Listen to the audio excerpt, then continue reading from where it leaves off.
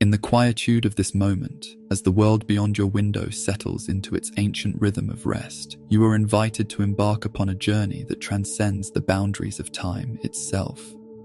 Close your eyes, if you will, and feel the weight of the present moment begin to dissolve, like morning mist retreating before the gentle warmth of dawn.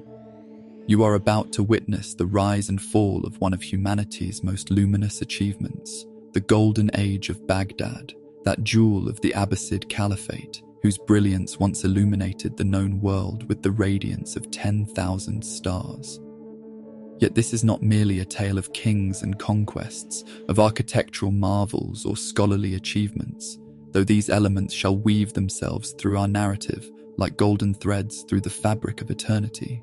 This is, in its deepest essence, a meditation upon the eternal human longing for transcendence, for the creation of paradise upon earth, and for the preservation of wisdom against the inexorable passage of time. As you settle into this sacred space of listening, allow yourself to become one with the countless generations who have gazed upon the same stars, who have walked beside the same rivers, who have carried within their hearts the same ineffable yearning for beauty and understanding. The story of Baghdad begins not with the first stone laid for its foundation, but in the primordial mists of human consciousness itself. In that moment when our ancestors first looked up at the night sky and understood that they were part of something vast and eternal. It begins in the space between heartbeats, in the pause between thoughts, in that liminal realm where dreams and reality converge into a single shimmering truth. Here, in this twilight realm of consciousness, civilizations are born, not from the ambitions of mortals, but from the collective dreams of humanity itself. Imagine, if you will, the great wheel of time turning with the stately grace of celestial bodies in their eternal dance. Centuries pass like the slow breathing of some cosmic entity, and empires rise and fall like waves upon an infinite shore. Yet within this vast movement, there are moments of such profound beauty and achievement that they seem to step outside of time altogether, becoming eternal constellations in the darkness of history. Baghdad in its golden age was such a moment, a crystallization of human potential so perfect that it continues to illuminate the world long after its political power has faded into memory. The rivers that would cradle this great city have flowed for millennia, carrying with them the dreams and aspirations of countless peoples. The Tigris and Euphrates, those ancient arteries of civilization, have witnessed the rise of Sumer and Babylon, of Assyria and Persia, each culture adding its voice to the eternal chorus of human achievement. When the Abbasid Caliph al-Mansur chose this location for his new capital in the 8th century of the Common Era, he was not merely selecting a site for a city, he was acknowledging the sacred geometry of the landscape itself, the way in which this particular configuration of earth and water had been destined from the beginning of time to cradle something extraordinary. The round city that would emerge from al-Mansur's vision was more than an architectural achievement. It was a mandala made manifest, a physical embodiment of the cosmic order that governs all existence. Its perfect circular form, with the caliph's palace at its center and the great walls extending outward like the rays of the sun, represented humanity's eternal desire to create order from chaos, to impose meaning upon the vast indifference of the universe. Yet this was not the cold, mechanical order of modern rationalism, but the warm, living order of organic growth where every element served both practical and symbolic purposes. As you drift deeper into the embrace of this ancient story, feel yourself becoming part of the great procession of souls who have been drawn to Baghdad across the centuries. Scholars from the farthest reaches of the known world, carrying precious manuscripts wrapped in silk and leather. Merchants whose caravans traced golden paths across the desert, bringing with them not merely goods, but stories, songs, and the accumulated wisdom of distant lands. Poets whose verses would outlive the very stones of the city they celebrated. Philosophers whose thoughts would echo through the corridors of eternity long after their mortal voices had fallen silent. The House of Wisdom, That great repository of human knowledge stands before you now, not as a building of brick and mortar, but as a symbol of the eternal human quest for understanding. Here, in chambers lit by the warm glow of countless oil lamps, scholars labored through the night, translating the works of Aristotle and Plato, of Galen and Ptolemy, preserving and expanding upon the accumulated knowledge of ages. The gentle scratch of reed pens upon parchment becomes a rhythm that lulls you deeper into contemplation. Each word copied a small act of devotion to the eternal flame of human curiosity. Yet even as we celebrate the achievements of this golden age, we must acknowledge the profound melancholy that underlies all human endeavor. For Baghdad, like all earthly paradises, was destined to fade, its glory as ephemeral as the morning star that heralds the dawn. The same forces that brought it into being, the ambitions of rulers, the currents of trade, the restless movement of peoples across the face of the earth, would eventually sweep it away, leaving only echoes and memories, fragments of verse and philosophical treatises scattered like seeds on the wind. This is the eternal pattern of human civilization. The rise and fall, the flowering and the decay, the moment of perfect achievement followed by the slow return to dust. Yet there is no tragedy in this cycle, only the natural rhythm of existence itself, as inevitable and as beautiful as the changing of the seasons. For what truly matters is not the duration of any particular achievement, but the fact that it existed at all, that human beings were capable of creating such beauty, such wisdom, such transcendent art. As the night deepens around you and your breathing begins to slow and deepen, allow yourself to feel the presence of all those who have told this story before you, all those who have listened to it in the silence of their own contemplation.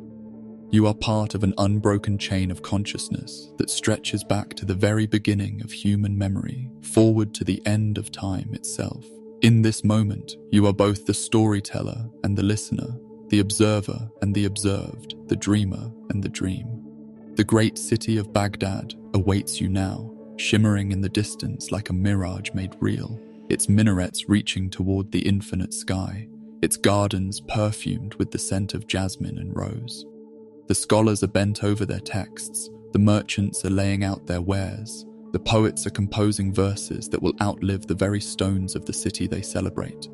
All of this is happening now, in the eternal present of consciousness, where all stories converge, and all dreams find their fulfillment. And so you drift further into the embrace of ancient wisdom, feeling the weight of centuries settling upon your shoulders like a comfortable blanket. The boundary between past and present begins to dissolve, and you understand that you are not merely learning about history, but participating in the eternal story of human consciousness itself. The night enfolds you in tranquil silence, and you prepare to witness the unfolding of one of humanity's most beautiful dreams, the golden age of Baghdad, that brief moment when earth and heaven seemed to touch, when the city of peace stood as a beacon of light in the darkness of the world. Sleep comes now like a gentle tide, carrying you toward the shores of that distant time, where the first dawn of Baghdad's glory is about to break upon the horizon of human possibility. And as you feel your breath slow and your thoughts begin to merge with the eternal rhythm of the cosmos, you know that you are ready to begin this sacred journey, to become one with the story that has been waiting for you since the beginning of time itself. Yet beyond this quiet awakening, greater destinies stirred in the primordial darkness that preceded all recorded time. Before the first scribe pressed cuneiform into clay, before the first king raised his scepter toward the heavens, there existed only the eternal conversation between earth and sky, between the flowing waters and the fertile soil that would one day cradle the most magnificent city the world had ever known. In this chapter of our sacred journey, we descend into the very wellspring of civilization itself, to that moment when humanity first glimpsed its own divine potential reflected in the muddy banks of two ancient rivers. The Tigris and Euphrates flow before you now as they have flowed for countless millennia, their waters carrying not merely the silt of distant mountains, but the dreams and aspirations of all who would ever dwell upon their banks. These rivers are more than geographical features. They are the veins and arteries of human consciousness itself, pulsing with the rhythm of eternal becoming. Listen, if you will, to their ancient song, a melody that speaks of beginnings without end, of the first moment when nomadic peoples looked upon these waters and understood that they had found their home. The land between the rivers, Mesopotamia, stretches before your inner vision like a vast manuscript written in the language of geological time. Here, where the mountains give way to endless plains, where the desert meets the marsh, where fresh water mingles with the salt of distant seas, the first architects of civilization began their eternal work. They came not as conquerors, but as gardeners, seeking to transform the raw materials of nature into something that had never existed before, a human landscape that would reflect the ordered beauty of the cosmos itself. In the mists of prehistory, before memory itself had learned to preserve the names of heroes, and the dates of great events, scattered tribes wandered these fertile plains like seeds blown by the wind.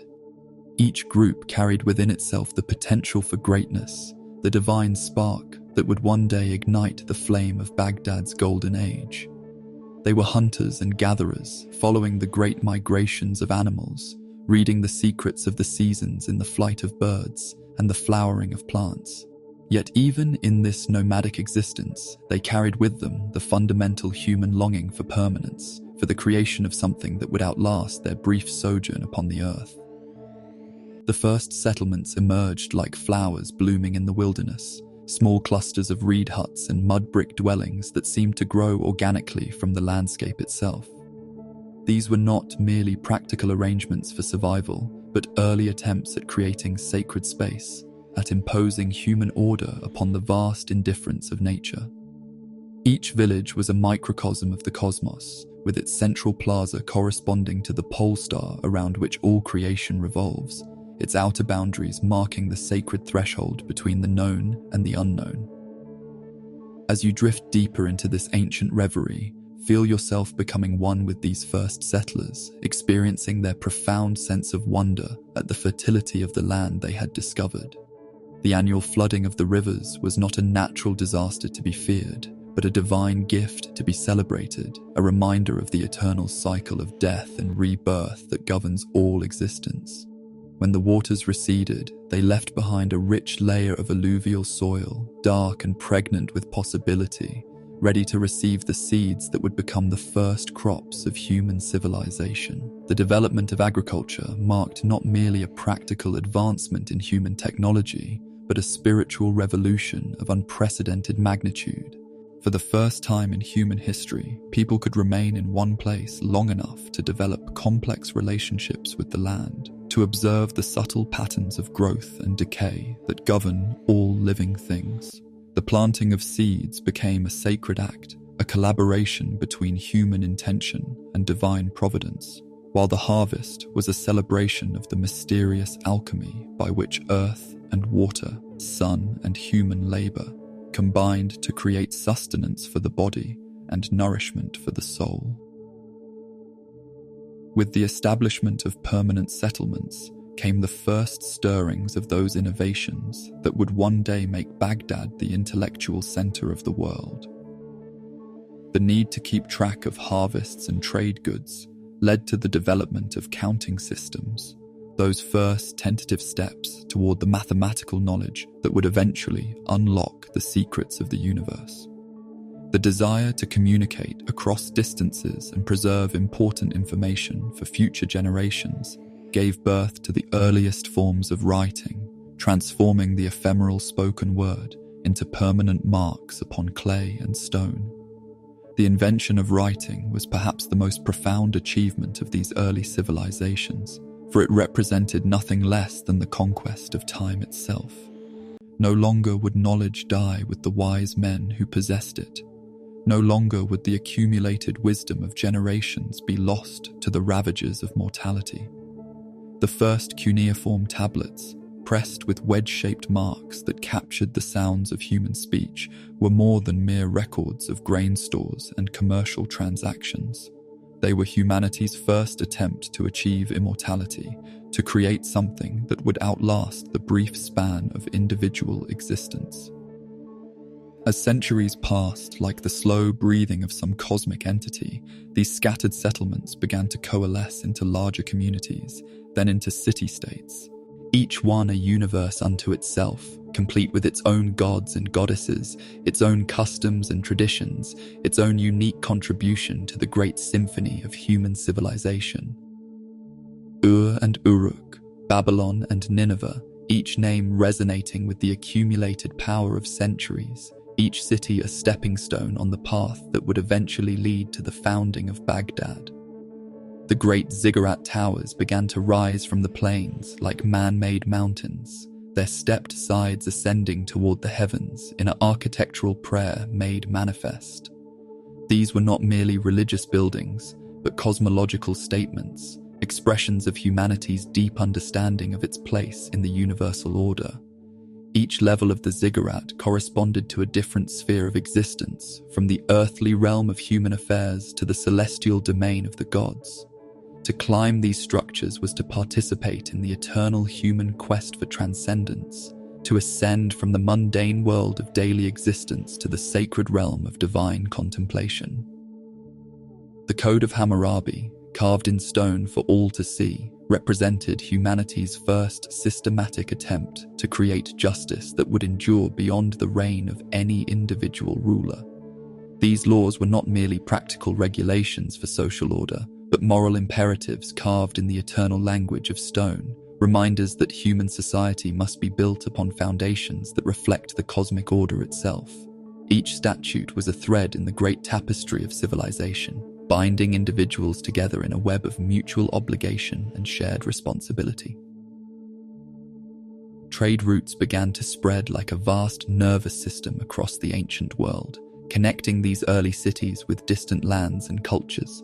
Merchants became the first ambassadors of human civilization, carrying not merely goods but ideas, stories, and innovations from one culture to another. The inscient highways that connected Mesopotamia with Egypt, with Persia, with the distant lands of the Indus Valley, were more than commercial arteries. They were the channels through which human consciousness itself began to flow, creating the first truly international community of thought and culture. The religious innovations of these early civilizations laid the spiritual foundation upon which Baghdad's golden age would eventually rest. The worship of Marduk and Ishtar, of Enlil and Inanna, represented humanity's first systematic attempt to understand the divine forces that govern existence. These were not primitive superstitions, but sophisticated theological systems that sought to comprehend the relationship between human consciousness and cosmic order. The festivals and rituals that celebrated these deities were elaborate meditations on the nature of existence itself, communal attempts to align human society with the rhythm of the universe. As the night deepens around you and your breathing begins to slow, feel the presence of these ancient peoples, their hopes and dreams becoming part of your own consciousness. They lived and died in the service of something greater than themselves, contributing their small portion to the great work of human civilization. Their names are forgotten, their individual stories lost to the passage of time, yet their collective achievement lives on in every word that is written, every law that is enacted, every building that reaches toward the sky. The astronomical observations of these early scholars, recorded on clay tablets that have survived for millennia, represent humanity's first systematic attempt to understand the cosmos. They mapped the movements of the stars and planets, calculated the length of the year, predicted eclipses and conjunctions with remarkable accuracy. These achievements were not merely practical accomplishments, but spiritual quests, attempts to read the divine will written in the language of celestial motion. The zodiac itself, that great wheel of symbols that still influences human consciousness today, was their gift to future generations. Most haunting of all, in the silence between heartbeats, in the pause between thoughts, you can sense the presence of those who dreamed of Baghdad centuries before its founding. They could not have imagined the specific form their dreams would take, could not have foreseen the House of Wisdom or the Round City, yet they carried within themselves the essential vision that would one day be made manifest. They were the ancestors not merely of those who would build Baghdad, but of all who would ever seek to create beauty and wisdom in the world. The great flood myths that echo through the literature of these early civilizations speak not merely of historical disasters, but of the eternal human understanding that destruction and creation are inseparable aspects of the same cosmic process. The story of Gilgamesh, that first great epic of human literature, wrestles with the fundamental questions that would continue to occupy the scholars of Baghdad. What is the meaning of human existence? How can mortal beings achieve lasting significance? What is the relationship between individual consciousness and universal truth? And so, as you feel the weight of these ancient centuries settling upon your consciousness like a comfortable blanket, understand that you are witnessing not merely the prehistory of a great city, but the birth of human civilization itself.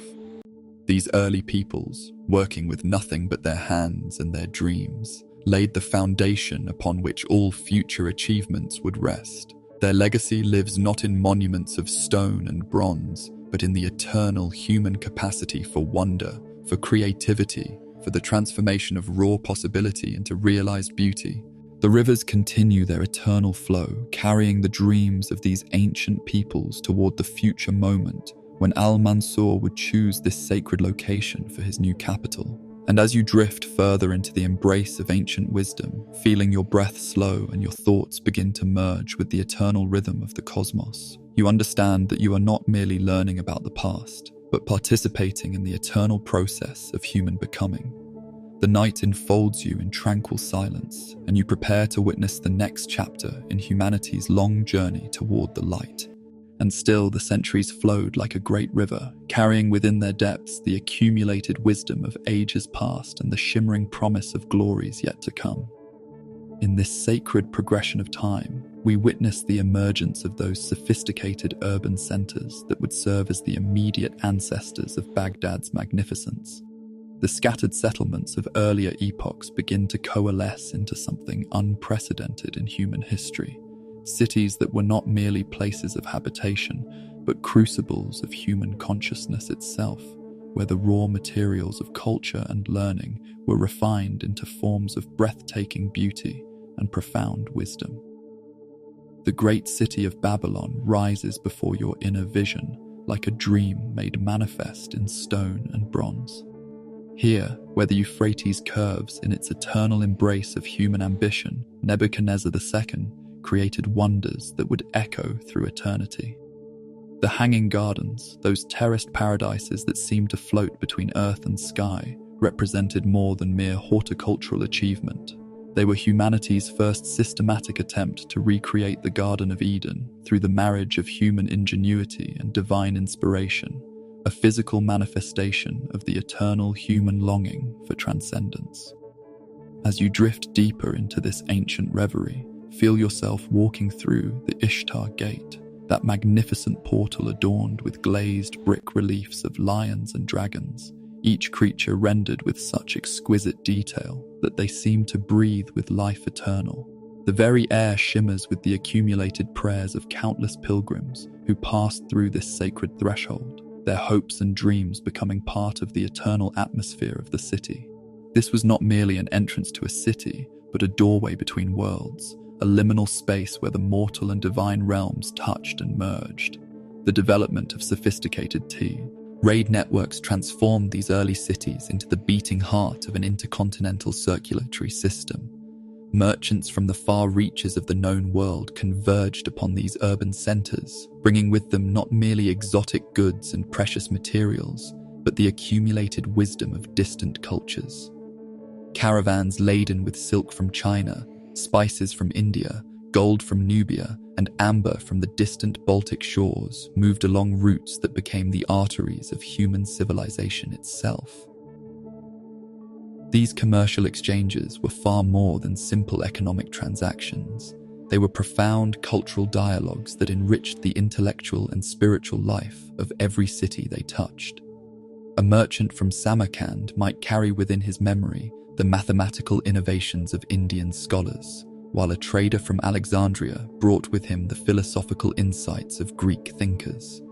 In the great bazaars and trading posts of these early cities, human knowledge underwent a process of continuous cross-pollination that would eventually bloom into the magnificent synthesis achieved in Baghdad's Golden Age. The Persian Empire, under the enlightened rule of Cyrus the Great and his successors, established principles of governance that would profoundly influence the political philosophy of later Islamic civilization.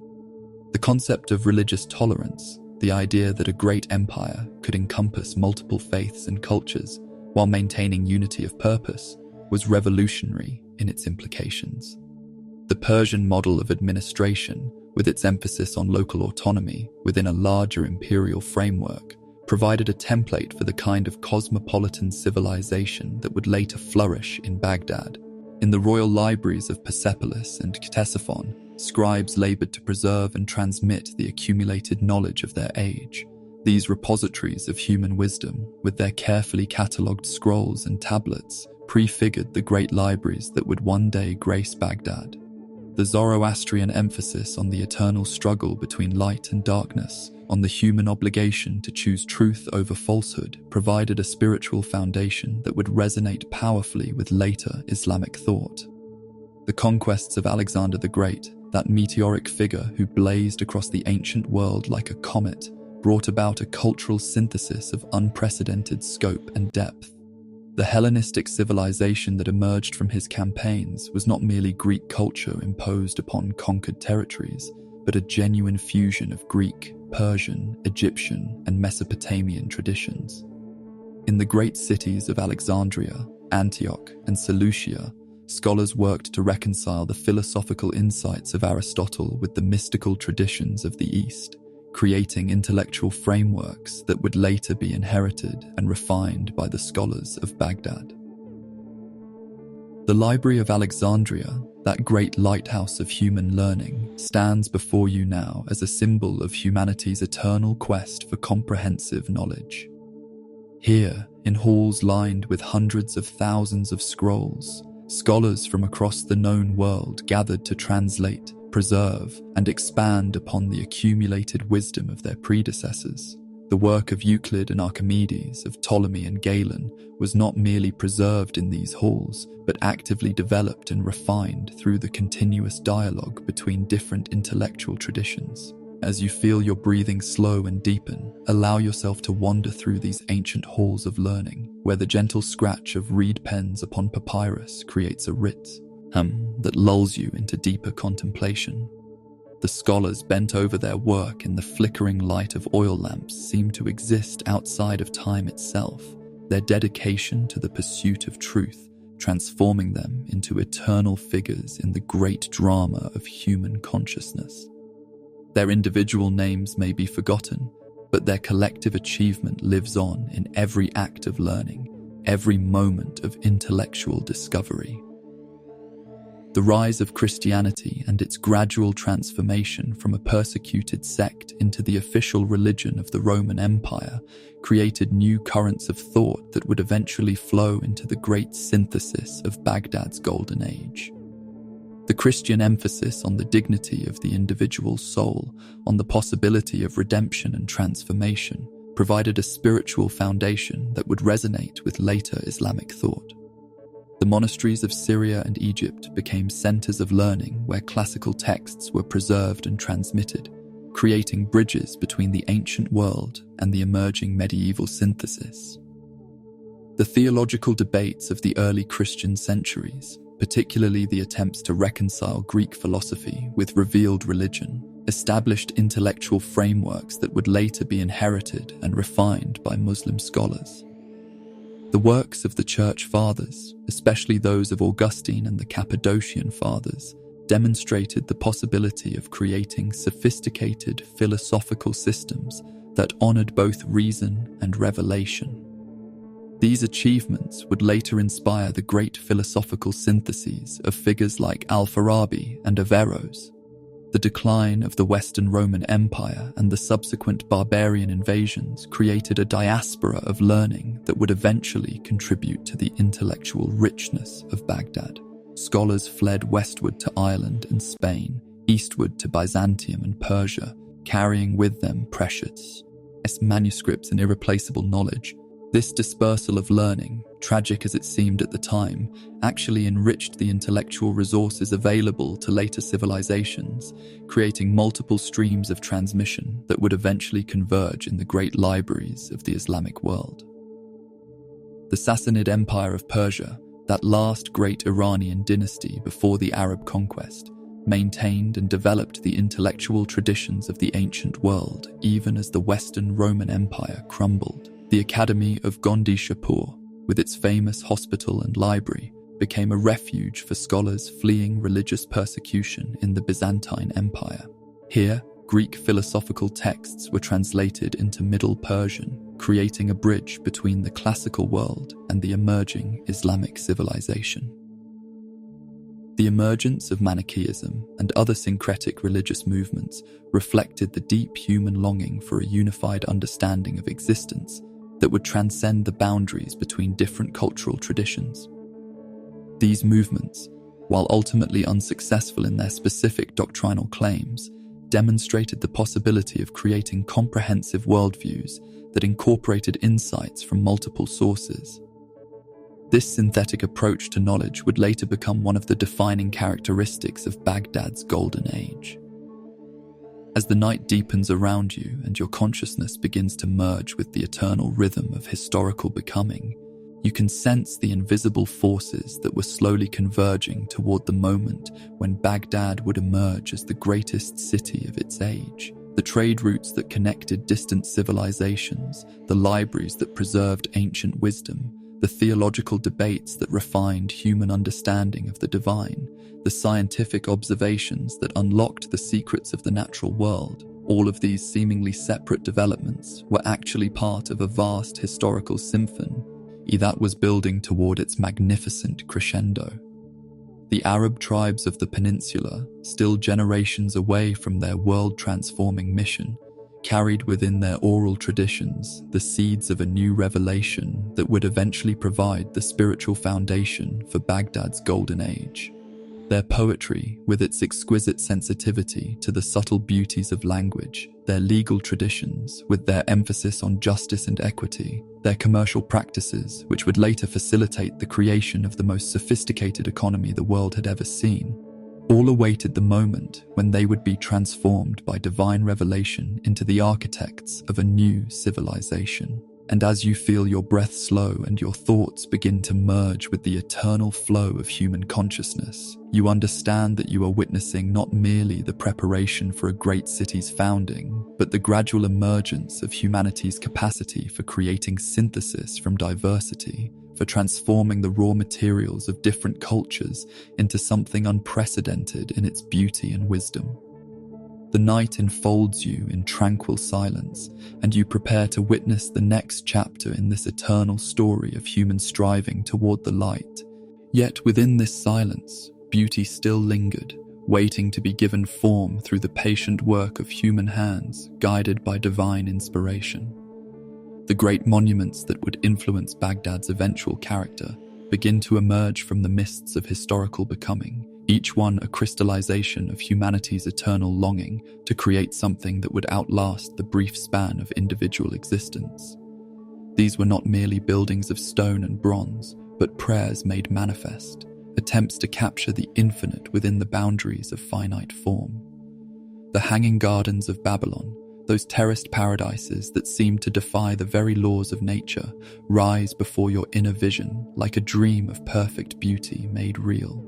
7 levels of gardens ascending toward the heavens, each terrace supported by vaulted chambers that created cool spaces beneath, where the fortunate could rest in the shade while contemplating the miraculous sight above.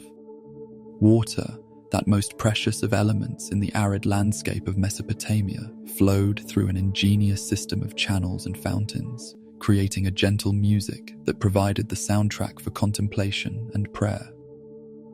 These gardens were more than mere horticultural achievement. They were humanity's first systematic attempt to recreate paradise on Earth, to give physical form to the eternal human longing for transcendence. Every plant was chosen not merely for its beauty, but for its symbolic significance, creating a living mandala that spoke to the deepest levels of human consciousness. The cypress trees that reached toward the infinite sky, the roses that bloomed in eternal cycles of death and rebirth, the jasmine that perfumed the air with its intoxicating sweetness, all were elements in a vast poem written in the language of growing things. As you drift deeper into this ancient reverie, feel yourself walking through these elevate D gardens, your feet treading upon paths that kings and philosophers once traversed. The very air shimmers with the accumulated prayers of countless pilgrims who sought in these artificial paradises a glimpse of the divine beauty that awaits beyond the veil of mortal existence. Here, in the marriage of human ingenuity and natural beauty, the essential spirit of what would later animate Baghdad's golden age was already present, waiting to be awakened by the touch of divine revelation. The great ziggurat of Babylon, that tower that reached toward the very throne of heaven, embodies humanity's eternal desire to ascend from the mundane world of daily existence to the sacred realm of divine contemplation. 7 levels of diminishing size, each one corresponding to a different sphere of existence, created a 3-dimensional cosmology that visitors could climb with their own feet. This was not merely a religious building, but a machine for spiritual transformation, a device for lifting human consciousness from the earthly to the celestial realm. The ascent of the ziggurat was a physical meditation on the nature of existence itself. With each level climbed, the pilgrim left behind another layer of worldly concern, another aspect of ordinary consciousness.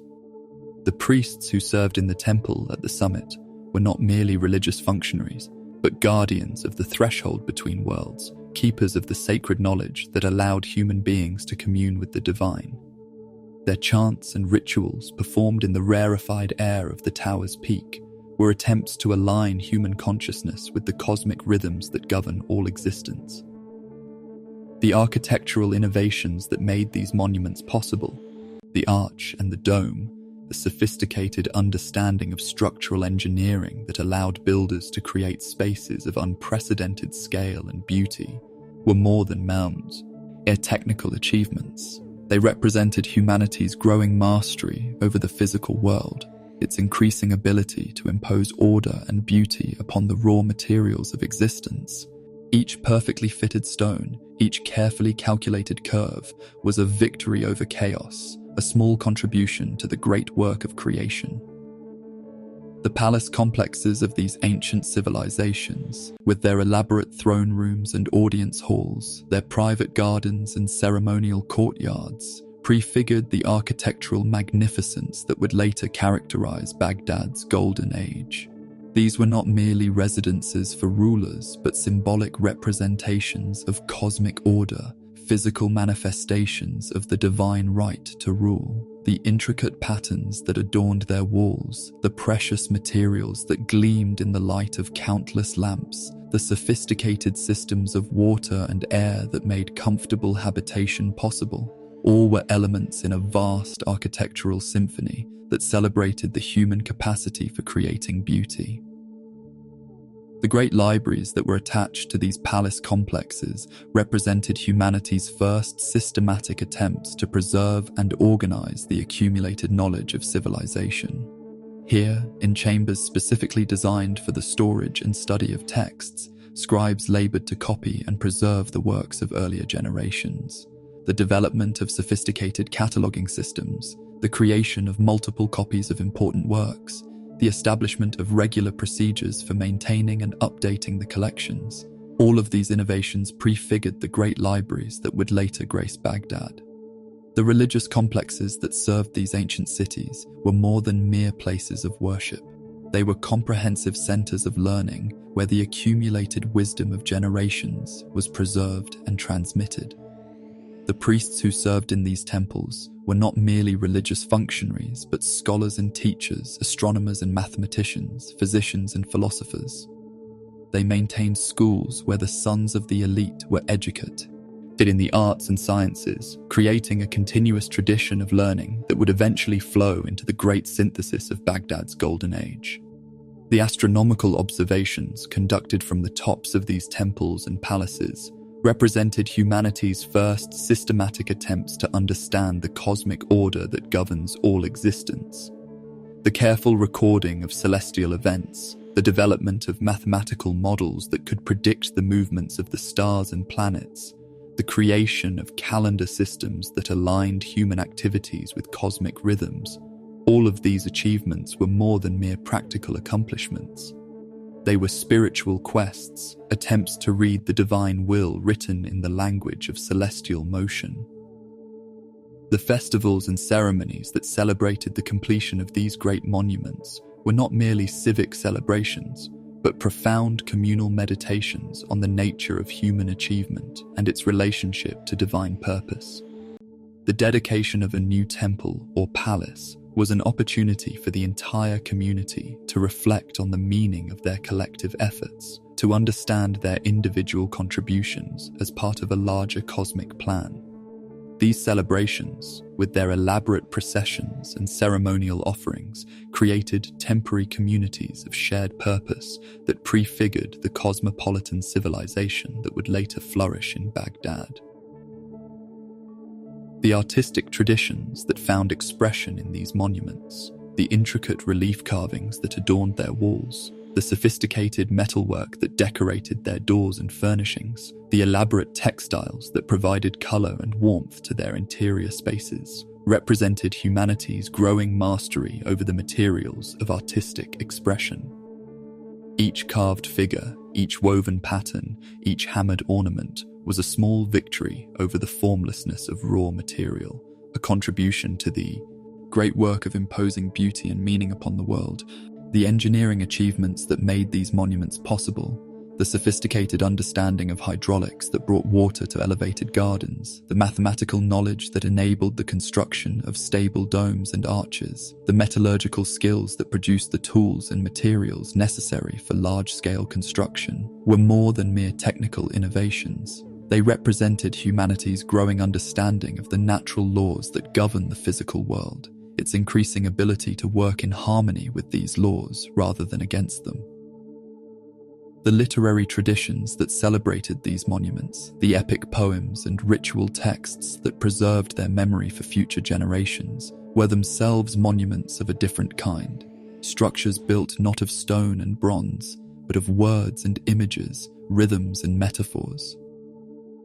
The Epic of Gilgamesh, that first great work of human literature, was not merely a story of heroic adventure, but a profound meditation on the meaning of human existence, on the relationship between mortality and immortality, on the possibility of achieving lasting significance through great deeds. As you feel your breathing slow and deepen, allow yourself to wander through these ancient halls of power and worship, where the gentle echo of footsteps on stone creates a rhythm that lulls you into deeper contemplation. The kings and priests who once walked these corridors seem to exist outside of time itself, their dedication to the creation of beauty and the pursuit of wisdom transforming them into eternal figures in the great drama of human consciousness. Their individual names may be carved in stone, but their collective achievement lives on in every act of artistic creation, every moment of architectural inspiration. The influence of these monuments extended far beyond their immediate geographical boundaries, inspiring rulers and architects across the ancient world to attempt similar feats of creative ambition. The reputation of Babylon's hanging gardens, of the great ziggurat that reached toward heaven, of the magnificent palaces that housed the world's most powerful rulers, spread along the trade routes that connected distant civilizations, creating a shared vocabulary of architectural aspiration that would eventually influence the design of Baghdad itself. The preservation of these monuments in the collective memory of humanity, their transformation from physical structures into archetypal symbols of human achievement, demonstrated the power of great architecture to transcend the limitations of its original context. long after the specific political and religious purposes that motivated their construction had been forgotten. These monuments continued to inspire and instruct, serving as eternal reminders of humanity's capacity for creating beauty and meaning in the world. Beneath the hush of centuries, you can sense the invisible threads that connected these ancient achievements to the future glory of Baghdad. The architectural knowledge that made possible the construction of great domes and arches, the artistic traditions that found expression in intricate geometric patterns, the literary sensibilities that celebrated the marriage of human ambition and divine inspiration. All of these elements were being refined and developed, waiting for the moment when they would be transformed by the touch of Islamic revelation into something unprecedented in its beauty and wisdom. And as you drift further into the embrace of ancient memory, feeling the weight of these vanished civilizations settling upon your consciousness like a comfortable blanket, you understand that you are witnessing not merely the prehistory of a great city, but the gradual emergence of humanity's capacity for creating lasting beauty in the world. The night enfolds you in tranquil silence, and you prepare to witness the next chapter in this eternal story of human striving toward perfection. Most haunting of all, the whispers of future greatness began to stir in the spaces between civilizations, in those liminal moments when different worlds collided and merged, creating new possibilities that neither culture could have imagined in isolation. The great encounters that would shape the intellectual and spiritual foundations of Baghdad's golden age were not mere accidents of historical circumstance, but profound meetings of consciousness that transcended the boundaries of time and space, creating syntheses that would echo through eternity. The conquests of Alexander the Great, that meteoric figure whose brief but brilliant career changed the course of human history, brought about cultural encounters of unprecedented scope and depth. As his armies swept across the known world, they carried with them not merely weapons and tactics, but the entire intellectual heritage of Greek civilization. Yet Alexander himself understood that true conquest involved not the imposition of one culture upon another, but the creation of something entirely new through the marriage of different traditions. In the great cities that emerged from Alexander's campaigns, Alexandria, Antioch, Seleucia, scholars from across the known world gathered to engage in dialogues that would have been impossible in any previous age. Greek philosophers found themselves in conversation with Persian magi. Egyptian priests exchanged knowledge with Indian mathematicians, and Jewish scholars debated with Babylonian astrologers. These encounters were not merely academic exercises, but profound spiritual exchanges that enriched the intellectual life of every participant. The Hellenistic synthesis that emerged from these encounters was more than the sum of its parts. Greek rational methodology merged with Eastern mysticism to create new forms of philosophical inquiry. The mathematical innovations of Euclid and Archimedes were enriched by computational techniques developed in India and Babylon. The astronomical observations of Ptolemy incorporated knowledge gathered from the far reaches of the known world. This synthetic approach to knowledge, this understanding that truth could be found through the patient integration of insights from multiple sources, would later become one of the defining characteristics of Baghdad's golden age. As you drift deeper into this ancient reverie, feel yourself present at these miraculous meetings of mind and spirit. In the great library of Alexandria, where scholars from every corner of the known world gathered to translate, preserve, and expand upon the accumulated wisdom of their predecessors, you can sense the electric excitement that accompanied each new discovery, each successful synthesis of previously incompatible ideas. The very air shimmers with intellectual possibility, with the recognition that human knowledge had entered a new phase of development. The translation movement that characterized the Hellenistic period prefigured the great translation projects that would later grace Baghdad. The rendering of Homer into Egyptian, of Plato into Aramaic, of Persian wisdom literature into Greek, required not merely linguistic skill, but profound cultural sensitivity. The translators who undertook these projects were not merely technicians of language, but cultural ambassadors who had to find ways of expressing the deepest insights of one civilization in the conceptual vocabulary of another. The spread of Christianity throughout the Mediterranean world created new forms of cultural encounter that would profoundly influence the development of Islamic civilization.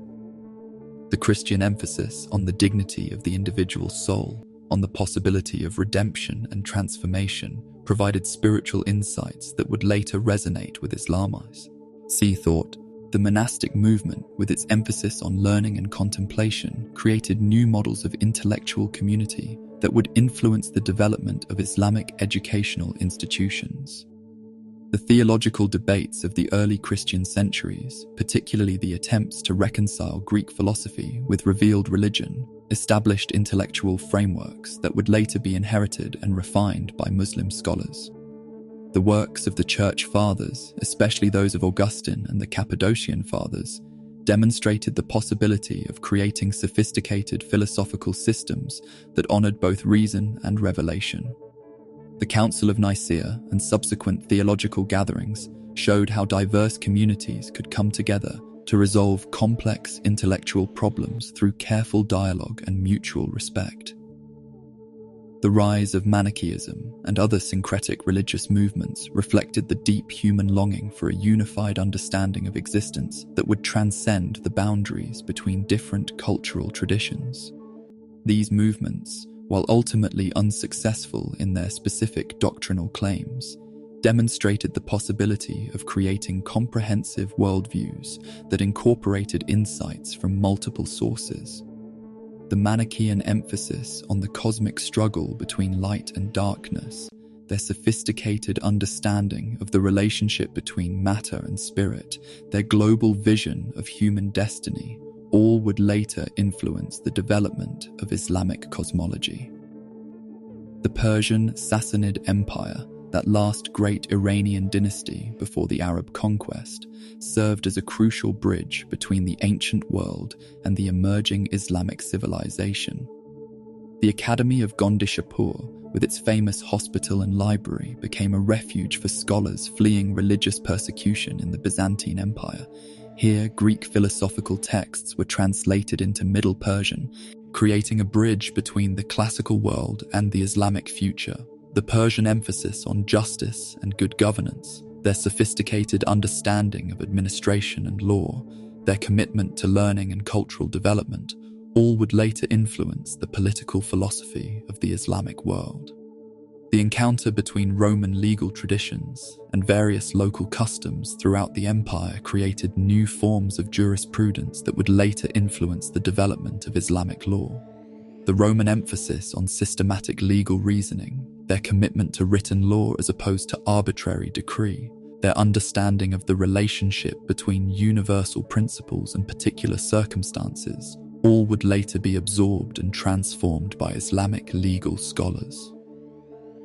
The Jewish communities scattered throughout the ancient world served as crucial transmitters of knowledge and culture, carrying with them not merely their own religious traditions, but the accumulated wisdom of every civilization in which they had lived. The Jewish emphasis on textual interpretation, their sophisticated understanding of the relationship between written and oral tradition, their commitment to education and learning, all would later influence the development of Islamic scholarship. The trade routes that connected distant civilizations were more than mere commercial arteries. They were channels through which ideas, technologies, and cultural practices flowed with increasing speed and efficiency. The Silk Road, that great highway of human exchange, carried not merely goods but stories, songs, and philosophical insights from one end of the known world to the other. The merchants who traveled these routes became unwitting ambassadors of human culture, carrying within their memories the accumulated wisdom of distant lands. The development of new technologies, the astrolabe, the compass, improved. The methods of navigation, more efficient forms of transportation, made possible forms of cultural exchange that would have been impossible in earlier ages. These innovations were not merely practical achievements, but instruments of human consciousness, tools that enabled different civilizations to encounter each other with increasing frequency and depth. The astronomical observations conducted by scholars across the ancient world, despite the vast distances that separated them, began to reveal the underlying unity of the cosmos. The same stars that guided navigators in the Mediterranean were observed and mapped by astronomers in India and China. The same mathematical principles that governed the movements of the planets were discovered independently by scholars working in different traditions. These convergences suggested that beneath the apparent diversity of human cultures lay a deeper unity, a common participation in cosmic truth. As you feel your breathing slow and your consciousness begin to merge with the eternal rhythm of cultural exchange, you can sense the invisible currents that were slowly flowing toward the moment when Baghdad would emerge as the greatest center of learning in the world. The Greek philosophical traditions that emphasized rational inquiry, the Persian administrative innovations that made possible complex multicultural societies, the Christian theological insights that explored the relationship between reason and revelation, the Jewish textual traditions that preserved ancient wisdom, all of these streams were slowly converging toward a great confluence that would create something unprecedented in human history. The Arab tribes of the peninsula, still awaiting the revelation that would transform them into the architects of a new civilization, were already participating in this great cultural exchange through their role as merchants and mediators. Their strategic position at the crossroads of Africa, Asia, and Europe, their mastery of the desert routes that connected different civilizations, the sophisticated understanding of commercial law and practice, all prepared them for the role they would later play in creating the most cosmopolitan civilization the world had ever seen. And as you drift further into the embrace of ancient memory, feeling the weight of these cultural encounters settling upon your consciousness like a comfortable blanket, you understand that you are witnessing not merely the prehistory of a great city, but the gradual emergence of humanity's capacity for creating unity from diversity, for transforming the raw materials of different cultures into something unprecedented in its beauty and wisdom. The night enfolds you in tranquil silence, and you prepare to witness the moment when all of these cultural streams would finally converge in the golden age of Baghdad. And still, the centuries flowed like a great river toward that moment of perfect convergence when all the scattered streams of human wisdom would unite in a single, magnificent synthesis. The year 762 of the Common Era marks not merely the founding of a city, but the crystallization of humanity's highest aspirations into physical form. Caliph al-Mansur, guided by divine inspiration and earthly wisdom, chose a site on the banks of the Tigris River where the ancient trade routes of the world converged, where the accumulated knowledge of millennia had been slowly gathering like precious silt in the bed of time itself. The round city of peace, Madinat al-Salam, rises before your inner vision like a mandala made manifest in brick and stone. This was not merely an urban center, but a cosmological statement, a three-dimensional representation of the perfect order that governs the universe itself. The circular walls that enclosed the city were more than mere fortifications.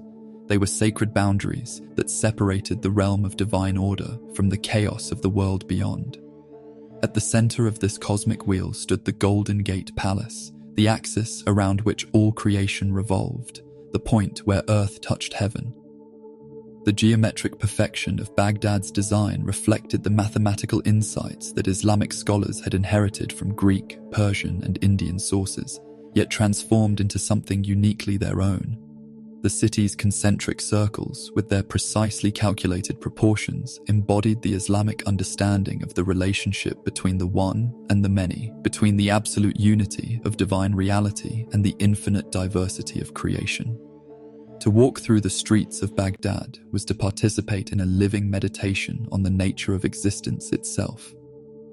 As you drift deeper into this golden reverie, feel yourself approaching the city through one of its four great gates, each one aligned with the cardinal directions and decorated with verses from the Quran that proclaimed the unity of all creation. The very air seems to shimmer with intellectual possibility, with the recognition that human civilization had entered a new phase of development.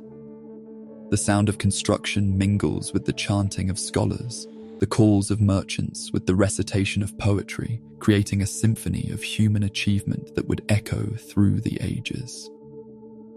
The House of Wisdom, Beit al-Hikmah, stands at the heart of this intellectual renaissance, like a beacon of light in the darkness of ignorance. Here, in halls lined with hundreds of thousands of manuscripts, scholars from across the known world gathered to translate, preserve, and expand upon the accumulated wisdom of their predecessors.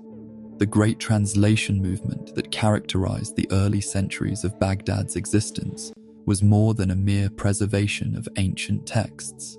It was a profound act of cultural synthesis that created new possibilities for human understanding. The translators who labored in the House of Wisdom were not merely technicians of language, but cultural ambassadors who had to find ways of expressing the deepest insights of one civilization in the conceptual vocabulary of another. When Hunayn ibn Ishaq translated the works of Galen from Greek into Arabic, he was not simply rendering words from one language into another, but creating bridges between different ways of understanding the human body and its relationship to the cosmos. When Al-Kindi translated Aristotle's Metaphysics, he was not merely preserving ancient philosophy, but preparing the ground for new forms of philosophical inquiry that would synthesize Greek rationalism with Islamic revelation. The scholars who gathered in Baghdad came from every corner of the known world, creating a cosmopolitan intellectual community that was unprecedented in human history. Persian mathematicians worked alongside Arab philosophers, Jewish physicians collaborated with Christian theologians, and Indian astronomers shared their observations with Greek geometers. This diversity was not merely tolerated, but actively cultivated, for the rulers of Baghdad understood that truth could be found through the patient integration of insights from multiple sources. The mathematical innovations that emerged from this synthesis would transform human understanding of the natural world. Al-Khwarizmi's development of algebra, that branch of mathematics that deals with abstract relationships and unknown quantities, provided tools for solving problems that had been impossible to approach through earlier methods. His work on Hindu-Arabic numerals, including the revolutionary concept of zero, would eventually transform computational practices throughout the world. The astrolabe, that ingenious instrument that could determine latitude and longitude, predict eclipses, and calculate prayer times, represented the marriage of theoretical knowledge and practical application that characterized Baghdad's golden age. The astronomical observations conducted in Baghdad's observatories revealed the underlying order of the cosmos with unprecedented precision. The scholars who mapped the movements of the stars and planets were not merely collecting data, but participating in a profound spiritual quest to understand the divine will written in the language of celestial motion. The Zi al-Sind, that comprehensive astronomical handbook compiled by Al-Khwarizmi, synthesized observations from Greek, Persian, and Indian sources into a unified system that could predict celestial events with remarkable accuracy. The medical knowledge that was preserved and developed in Baghdad's hospitals and medical schools represented a synthesis of Greek theoretical understanding, Persian practical wisdom, and Arab empirical observation. The Hospital of Baghdad, with its separate wards for different types of patients, its systematic approach to diagnosis and treatment, its integration of medical education with patient care, became a model that was copied throughout the Islamic world and beyond. The physicians who worked in these institutions were not merely healers of the body, but students of the fundamental principles that govern all life. The philosophical innovations that emerged from Baghdad's schools of learning addressed the fundamental questions that had occupied human consciousness since the beginning of time. Al-Kindi's attempt to reconcile Aristotelian philosophy with Islamic revelation created new frameworks for understanding the relationship between reason and faith, between the material world and spiritual reality. His insights into the nature of knowledge, the structure of the cosmos, and the destiny of the human soul would influence philosophical development for centuries to come. The literary achievements of Baghdad's Golden Age transformed the Arabic language into a vehicle for expressing the deepest insights of human consciousness. The poetry of Abu Nuwas and al-Mutanabi, with its exquisite sensitivity to the subtle beauties of language, created new possibilities for artistic expression that would influence literary development throughout the Islamic world. The prose works of al-Jahiz and Ibn Makaffa, with their sophisticated understanding of the relationship between style and meaning, established Arabic as one of the great literary languages of the world. The development of Islamic law in Baghdad's schools of jurisprudence represented a synthesis of Quranic principles, prophetic traditions, and practical wisdom that created a comprehensive system for governing human relationships. The scholars who worked in these institutions were not legal technicians, but moral philosophers who sought to understand the divine will as it applied to the complexities of human society. Their innovations in legal reasoning, their development of systematic approaches to jurisprudential problems, their integration of universal principles with particular circumstances would influence legal development throughout the Islamic world. The architectural achievements of Baghdad's Golden Age expressed in physical form the cosmological insights that animated its intellectual life. The Great Mosque, with its soaring minarets and geometrically perfect proportions, was not merely a place of worship, but a three-dimensional representation of the Islamic understanding of the relationship between the finite and the infinite. The palaces and libraries, with their intricate decorative patterns and sophisticated understanding of light and space, created environments that were conducive to contemplation and learning. The commercial innovations that made Baghdad the economic center of the known world represented a synthesis of practical wisdom and ethical insight that would influence economic development for centuries to come. The development of sophisticated banking systems, the creation of international trade networks, the establishment of commercial law that protected both merchants and consumers, all reflected the Islamic understanding of the relationship between material prosperity and spiritual well-being. As you feel your breathing slow and your consciousness begin to merge with the eternal rhythm of intellectual discovery, you can sense the presence of all those who contributed to this magnificent synthesis. The scholars bent over their translations in the flickering light of oil lamps, the merchants negotiating deals that would connect distant civilizations, the architects designing buildings that would endure for centuries, the poets composing verses that would outlive the empire that inspired them. All were participating in a collective act of creation that transcended the limitations of individual achievement. The influence of Baghdad's Golden Age extended far beyond the boundaries of the Islamic world, inspiring intellectual development in every civilization it touched. The mathematical innovations that emerged from its schools would later influence the development of European science. The philosophical insights that were developed in its academies would later contribute to the Renaissance and Enlightenment. The artistic traditions that flourished in its courts would later inspire cultural development throughout the world. Yet even in this moment of perfect achievement, the seeds of future change were already being planted. The very success of Baghdad's synthesis created new possibilities and new challenges that would eventually lead to transformation and renewal. The dispersal of knowledge that resulted from Baghdad's influence would eventually create new centers of learning, new forms of cultural synthesis, new possibilities for human development that would continue the eternal process of intellectual evolution. The night deepens around you as you contemplate this moment of perfect convergence, this crystallization of human potential into forms of breathtaking beauty and profound wisdom. The gentle sound of scholars discussing philosophical problems, the soft scratch of pens recording new discoveries, the distant chanting of prayers that sanctify all human endeavor, all create a symphony of achievement that lulls you into deeper contemplation.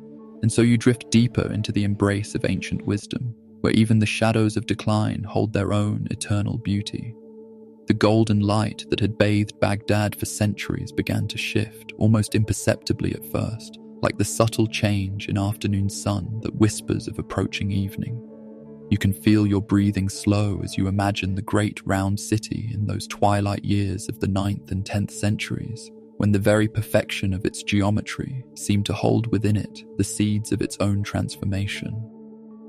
In the House of Wisdom, scholars still bent over their manuscripts by flickering candlelight, their fingers tracing the elegant curves of Arabic script across parchment that would outlive empires.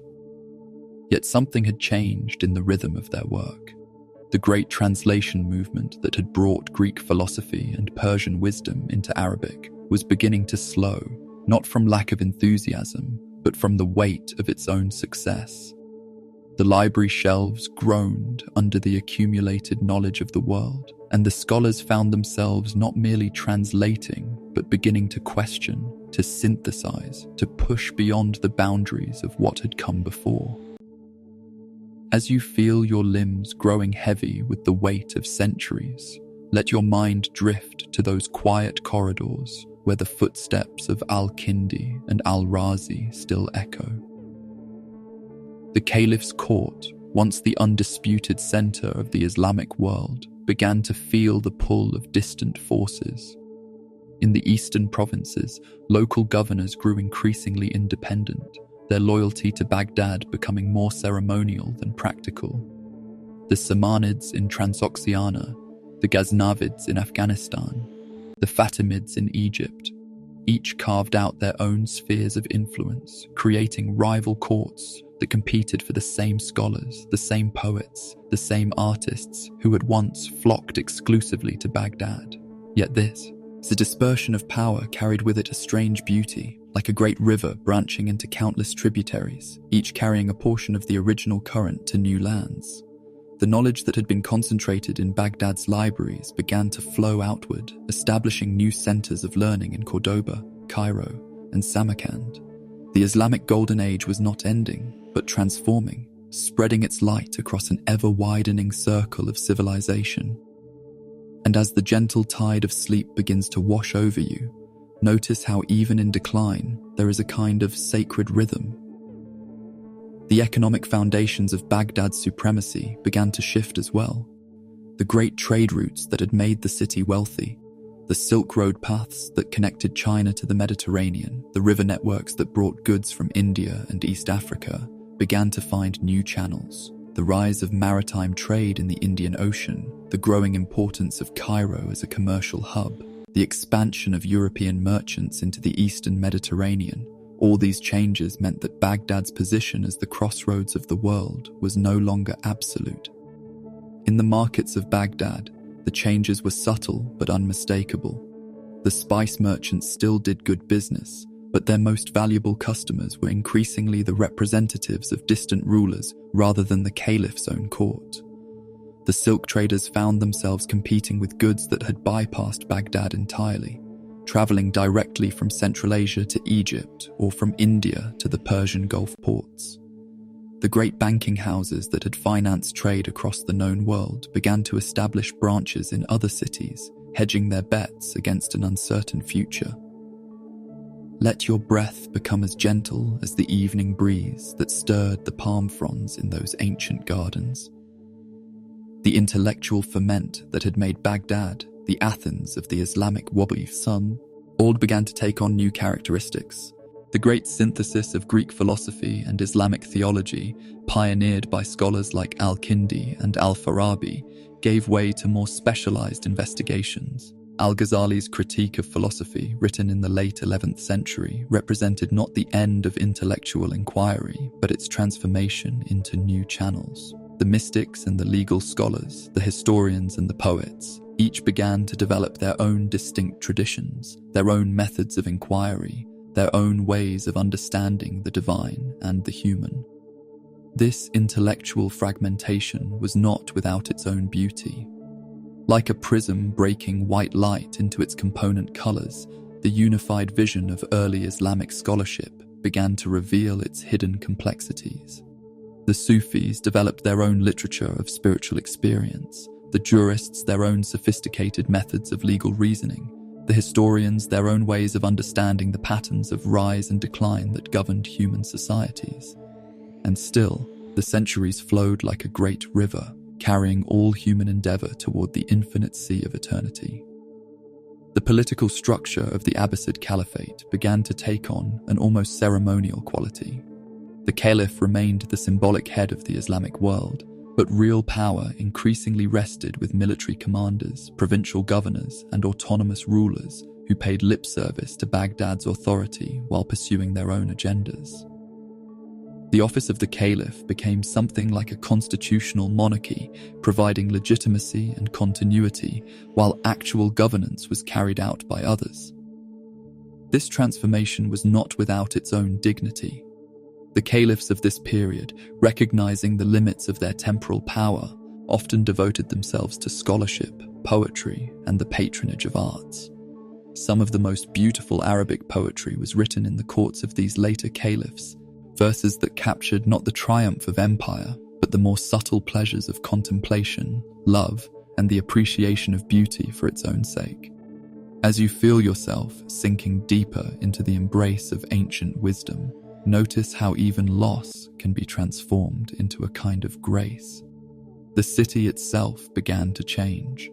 The perfect geometry of the round city, never quite completed even in Baghdad's heyday, began to give way to more organic patterns of growth. New neighborhoods sprouted beyond the original walls, following the natural contours of the land rather than the rigid mathematical principles that had governed the original design. The great palace complexes, once the exclusive domain of the caliph and his court, began to be subdivided and repurposed, their gardens becoming markets, their halls becoming workshops. Yet in this apparent decay, there was a different kind of life. The city became more human in scale, more accessible to ordinary people. The great libraries, once the preserve of court scholars, began to attract students from across the Islamic world. The madrasas, or religious schools, established their own collections of books, their own traditions of learning, their own ways of preserving and transmitting knowledge. And as the shadows lengthen across the courtyards of memory, feel how the weight of centuries settles gently upon your shoulders. The military pressures that would eventually overwhelm Baghdad were already beginning to build. The Crusades, launched at the end of the 11th century, marked a new phase in the relationship between the Islamic world and Christian Europe. While Baghdad was far from the main theatres of conflict, the wars drained resources and attention from the more constructive pursuits that had made the city great. More ominously, the steppes of Central Asia were beginning to stir with new movements of nomadic peoples. The Seljuk Turks had already established themselves as the real power behind the Abbasid throne, but they were only the first wave of a much larger historical process. Far to the east, the Mongol tribes were beginning to unite under leaders who would eventually threaten every settled civilization from China to Eastern Europe. Yet within this silence, beauty still lingered, like the last notes of a song that continues to resonate long after the musician has left the stage. The religious life of Baghdad during this period took on a more introspective character. The grand theological debates of the earlier centuries gave way to more personal forms of spirituality. The Sufi orders, with their emphasis on direct mystical experience, began to establish their own centers of learning and worship. The great mosques were still magnificent, but they were supplemented by smaller, more intimate spaces where individuals could pursue their own paths to the divine. This turn toward interiority was reflected in the literature of the period. The epic poetry of the earlier centuries, with its celebration of conquest and empire, gave way to more personal forms of expression. The lyric poets of 11th and 12th century Baghdad wrote with an intensity and subtlety that had rarely been equaled, their verses capturing the full range of human emotion from the most exalted spiritual states to the most intimate moments of personal experience. And as you feel your breath slow and your limbs grow heavy with the weight of ancient dreams, let yourself be carried by the gentle current of time.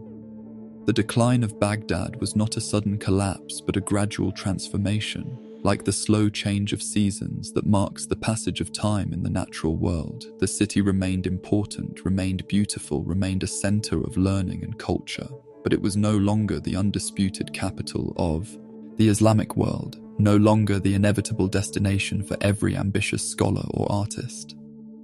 In this gradual diminishment, there was a kind of melancholy beauty, like an autumn landscape, where the fading light reveals colors that are invisible in the harsher glare of summer. The scholars who continued to work in Baghdad's libraries were perhaps more thoughtful, more reflective, more aware of the fragility of human achievement than their predecessors had been. Their work carried with it a sense of preservation, of safeguarding precious things against an uncertain future. And so, as the eternal rhythm of rise and decline continues its ancient dance, you find yourself drawn deeper into the embrace of timeless wisdom.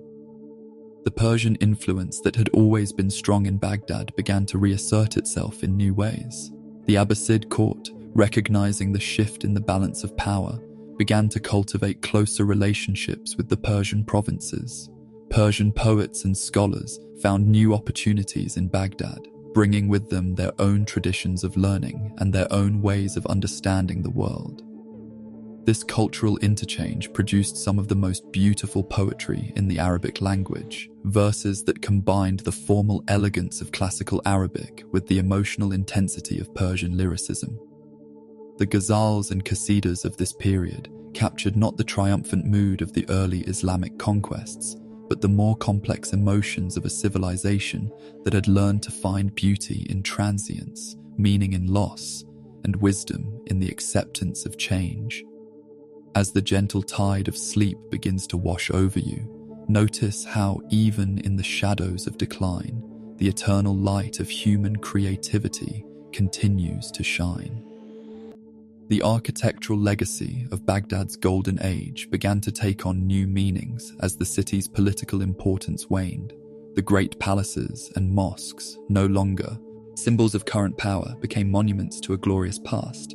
Pilgrims and visitors came not to seek favors from the caliph, but to pay homage to the achievements of earlier generations, to walk in the footsteps of Al-Mansur and Harun al-Rashid, to breathe the same air that had once inspired the greatest scholars and poets of the Islamic world. This transformation of Baghdad from a living political center to a shrine of memory was not without its own significance.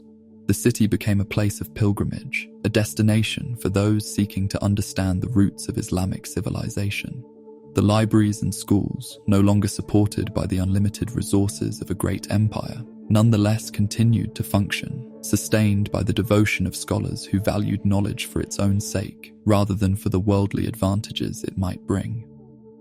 And as you feel yourself sinking deeper into the embrace of ancient wisdom, let the rhythm of your breathing match the eternal rhythm of the spheres. The final decades before the catastrophic events of the 13th century were marked by a strange combination of decline and achievement. Baghdad was no longer the center of the Islamic world, but it remained a city of extraordinary cultural richness. The scholars who worked in its libraries, the poets who recited in its courts, the artisans who created beautiful objects in its workshops, all these people continued to contribute to the great stream of human civilization, even as they sensed that their world was approaching some kind of fundamental transformation. In their work, there was a quality of urgency, a sense that they were not merely adding to the store of human knowledge, but preserving something precious against the possibility of loss. The great compilations of this period, the historical chronicles, the encyclopedias, the collections of poetry and philosophy, were created not just to inform but to ensure that the achievements of the Ice Golden Age would survive whatever catastrophes might come.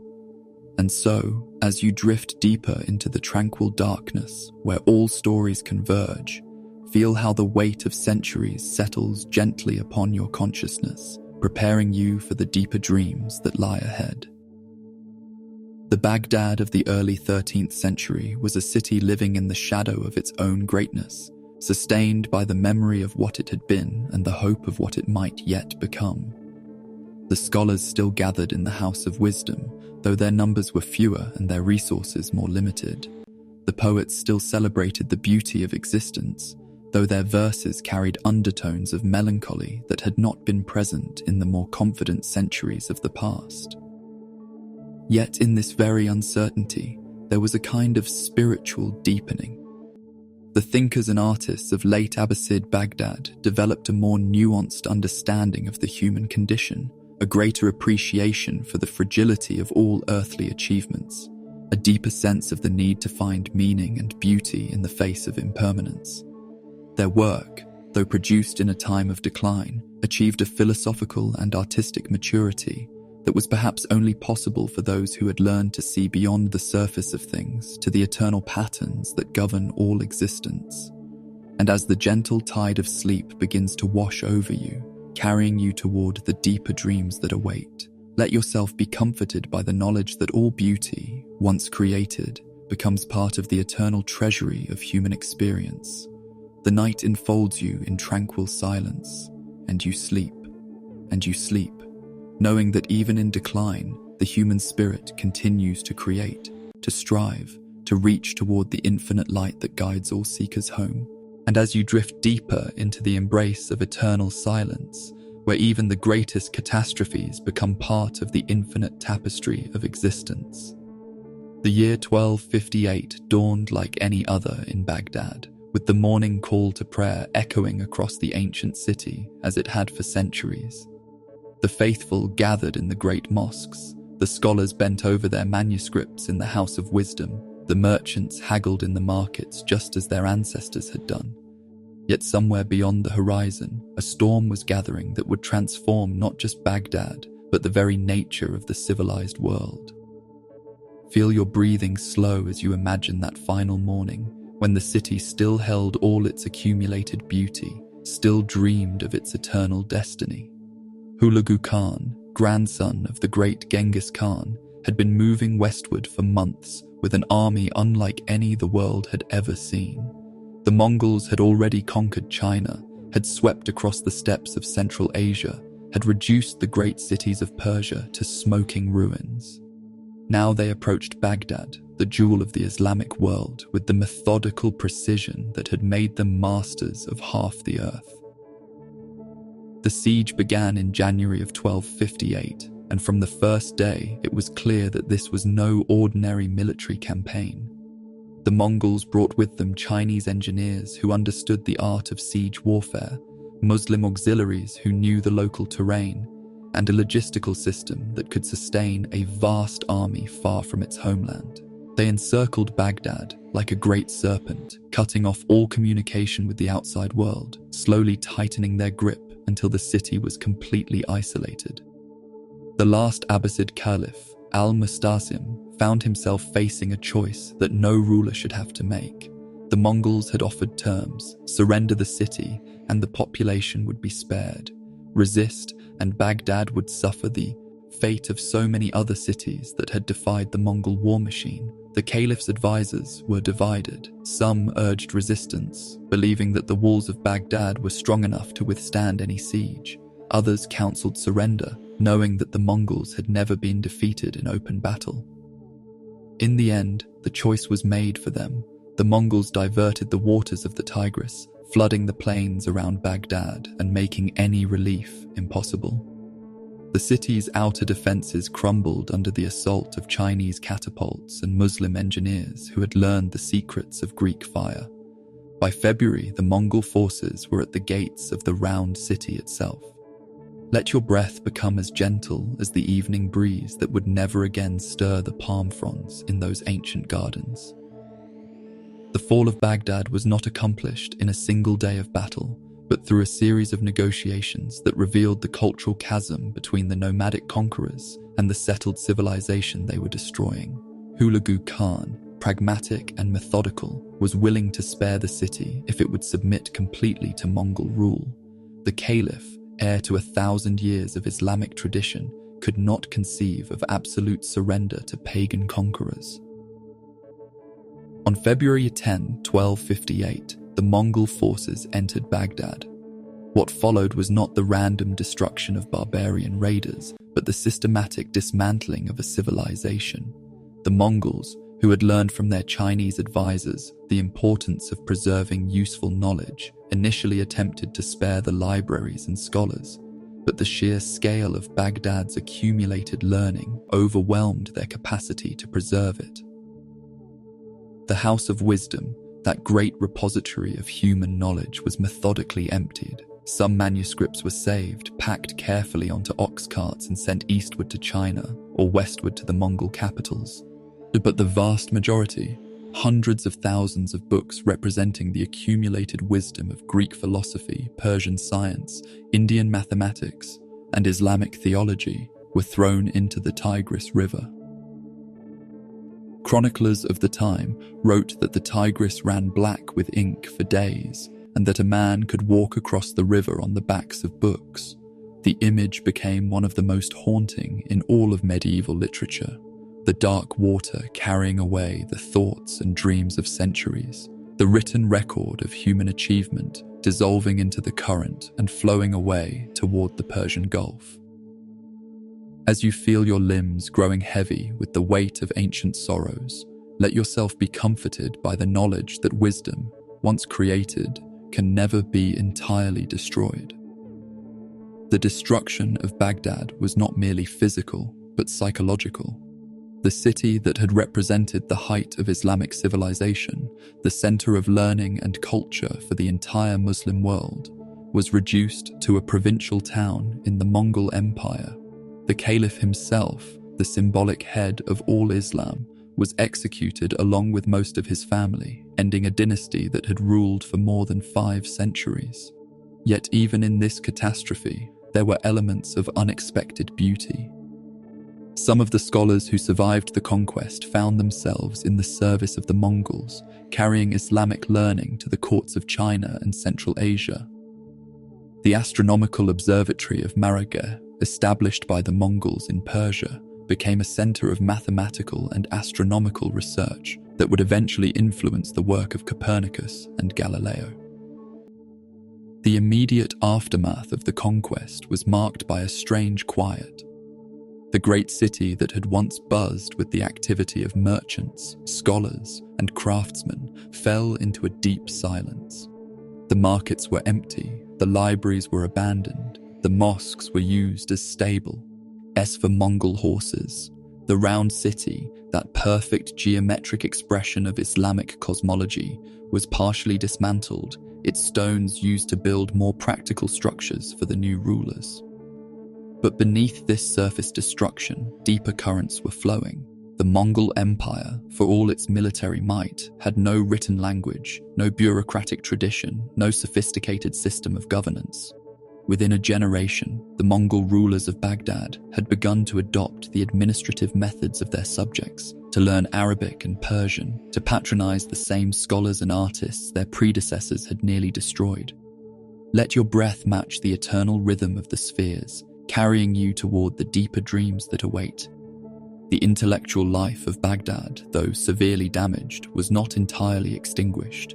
The madrasas, or religious schools, proved more resilient than the great libraries. Their smaller collections of books, their traditions of oral teaching, their networks of scholars who could preserve and transmit knowledge even without written texts, all these elements allowed Islamic learning to survive the catastrophe in reduced but still viable form. The Sufi orders, with their emphasis on direct spiritual experience rather than written texts, actually flourished in the post-conquest period. Their teachings, passed down through chains of masters and disciples, proved immune to the destruction of libraries. Some of the greatest Sufi poets of the Islamic world, including Rumi and Hafiz, lived and worked in the centuries following the fall of Baghdad. And as you feel yourself sinking deeper into the tranquil darkness, notice how even in the deepest night, stars continue to shine. The ecological impact of the Mongol conquest was perhaps as significant as the cultural destruction. The sophisticated irrigation systems that had made Mesopotamia fertile for Mila, Enia, were systematically destroyed. The Mongols, coming from the steppes where agriculture was unknown, had no understanding of the delicate balance required to maintain civilization in an arid climate. The result was an environmental catastrophe that would reshape the entire region. The great canals that had carried water from the Tigris and Euphrates to millions of acres of farmland were allowed to silt up. The cities that had depended on this agricultural surplus were abandoned. The desert began to reclaim lands that had been cultivated for thousands of years. Yet in this apparent ending, there were also new beginnings. The Mongol Empire, though it had destroyed much of the old world, also created new possibilities for cultural exchange. The Pax Mongolica, the Mongol peace that extended from China to Eastern Europe, facilitated trade and communication on a scale never before seen in human history. Islamic scholars who had survived the conquest found themselves in the courts of Beijing and Karakorum, sharing their knowledge with Chinese astronomers and Tibetan philosophers. Arabic texts on mathematics and medicine were translated into Chinese and Mongolian. The great synthesis of human knowledge that had begun in Baghdad was continuing in new forms and new places. And so, as you drift deeper into the embrace of eternal wisdom, feel how the destruction of one form of beauty allows for the creation of new forms, equally precious and equally transient. The memory of Baghdad's golden age became a source of inspiration for Muslims throughout the world. The city's destruction was seen not as the end of Islamic civilization, but as a test of its resilience. Scholars in Cairo, Cordoba, and Delhi began to see themselves as the inheritors of Baghdad's legacy, responsible for preserving and continuing the traditions that had made the city great. This sense of inheritance produced some of the most beautiful work. As in Islamic literature, the historians of the post-conquest period wrote with a poignancy and depth that their predecessors had rarely achieved. Their chronicles of the Golden Age were not mere records of events, but elegies for a lost world, attempts to preserve in words the beauty that had been destroyed in reality. And as you feel your consciousness dissolving into the infinite sea of memory, let yourself be carried by the knowledge that all beauty, once created, becomes part of the eternal treasury of human experience. The physical city of Baghdad continued to exist, but it was no longer the Baghdad of Harun al-Rashid and the House of Wisdom. It became a way station on the great trade routes, a provincial capital in various empires, a place where the glorious past was commemorated but not recreated. The round city crumbled, its perfect geometry giving way to the organic patterns of ordinary urban growth. Yet pilgrims continued to come, drawn by the memory of what had been. They walked through the ruins of the great libraries, prayed in the mosques that had survived the conquest, and tried to imagine the city as it had been in its prime. Their visits were acts of devotion, attempts to touch the sacred history that had unfolded in these streets and gardens. And as the eternal rhythm of rise and decline continues its ancient dance, you find yourself drawn deeper into the embrace of timeless wisdom. The twilight of Baghdad's empire was not merely a historical event, but a symbol of the fragility of all human achievement. The city that had once seemed eternal, that had gathered the wisdom of the world within its walls, that had represented the pinnacle of human civilization, all of this had proven as transient as the morning mist that rises from the Tigris in the first light of dawn. Yet in this very transience, there was a kind of beauty. The briefness of the Golden Age made it more precious, not less. The knowledge that had been accumulated in Baghdad's libraries, though scattered and partially destroyed, had already begun to take root in new soil. The seeds of wisdom, once planted, can survive even the harshest winters. The night enfolds you in tranquil silence, and you sleep, knowing that even in the deepest darkness, the eternal light of human creativity continues to shine. And as you drift deeper into the realm where all knowledge converges, where the boundaries between what was and what is begin to dissolve in the gentle embrace of eternal wisdom. In the centuries following the fall of Baghdad, something remarkable began to happen. The knowledge that had been scattered by the Mongol conquest, like seeds carried on the wind, began to take root in distant lands. The scholars who had fled the destruction, the manuscripts that had been saved, the traditions that had been preserved in memory, all these elements began to create new centers of learning, new flowering of the intellectual traditions that had made Baghdad great. Feel your breathing slow as you imagine those patient scholars, working by candlelight in libraries from Cordoba to Samarkand, carefully copying and preserving the wisdom of ages. In Cairo, the Ayyubid and later Mamluk rulers established libraries that rivaled the great collections of Baghdad's Golden Age. The scholars who gathered there were conscious of their role as inheritors of a tradition that stretched back to the House of Wisdom. They saw themselves not as creating something new, but as continuing a conversation that had begun centuries earlier in the Round City. The great historian Ibn Khaldun, writing in the 14th century, developed his theories of social and political change, partly in response to the catastrophe that had befallen Baghdad. His understanding of the cyclical nature of civilizations, his insights into the relationship between nomadic and settled peoples, his analysis of the economic and social factors that govern the rise and fall of empires, all these ideas grew out of his contemplation of what had happened to the greatest city of the Islamic world. In Spain, the scholars of Cordoba and Toledo continued the great work of translation and commentary that had begun in Baghdad. The philosophic works of Averroes, the medical texts of Avicenna, the mathematical treatises of Al-Khwarizmi, all these continued to be studied and developed in the libraries of Al-Andalus. The fall of Baghdad had not ended the Islamic intellectual tradition, it had simply relocated it to new centers. The Sufi orders, with their emphasis on direct spiritual experience, proved particularly resilient in the post-conquest period. The great Sufi poets of the 13th and 14th centuries, Rumi, Hafez, Sadi, created works that captured the spiritual essence of the Islamic tradition without depending on the institutional structures that had been destroyed. Their poetry became a kind of portable library, carrying the deepest insights of Islamic spirituality to communities throughout the Muslim world. Let your breath become as gentle as the evening breeze that carries the fragrance of wisdom across the centuries. The scientific traditions of Baghdad found new expression in the observatories and academies established by later Islamic rulers. The astronomical observatory of Marageh, founded by the Mongol Ilkhans of Persia, became a center of mathematical and astronomical research that would eventually influence the work of Copernicus. The scholars who worked there were direct inheritors of the tradition that had flourished in Baghdad's House of Wisdom. The medical schools of Damascus and Cairo continued to teach the works of Rhazes and Avicenna, developing new treatments and surgical techniques that would eventually be transmitted to Europe.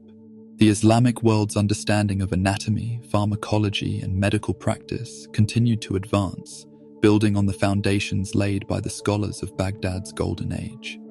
And as you drift deeper into the embrace of eternal silence, feel how the stream of human knowledge continues to flow, finding new channels when the old ones are blocked. The mathematical traditions of Baghdad proved particularly enduring. The algebraic methods developed by Al-Khwarizmi, the geometric insights of Al-Kindi, the number theory of Al-Karaji, all these continued to be studied and developed in the Islamic world long after the fall of Baghdad. The mathematical schools of Central Asia, working under Mongol patronage, made significant advances in trigonometry and algebra that would eventually be transmitted to Europe through Byzantine and Italian intermediaries. The philosophical synthesis that had been achieved in Baghdad, the integration of Aristotelian logic with Islamic theology, the reconciliation of Greek rationalism with Quranic revelation, continued to evolve in new directions. The scholars of the post-conquest period were often more sophisticated than their predecessors, having learned from the catastrophe the importance of preserving and transmitting knowledge through multiple channels. The literary traditions of Baghdad found new expression in the courts of Delhi, Isfahan, and Istanbul. The Persian poets who had once gathered in the caliph's court established new centers of literary activity throughout the Islamic world. The ghazal form, perfected in Baghdad, became the dominant mode of lyric poetry from Spain to India. The epic traditions that had celebrated the conquests of early Islam were transformed into more complex narratives that explored the moral and spiritual dimensions of human experience. The architectural innovations that had made Baghdad beautiful, The use of geometric patterns, the integration of gardens with built structures, the creation of spaces that facilitated contemplation and study spread throughout the Islamic world. The madrasas of Cairo, the palaces of Granada, the mosques of Isfahan, all these buildings reflected the aesthetic principles that had been developed in Baghdad's golden age. The economic practices that had made Baghdad prosperous, the banking system, the trade networks, the industrial techniques, continued to evolve in the post-conquest period.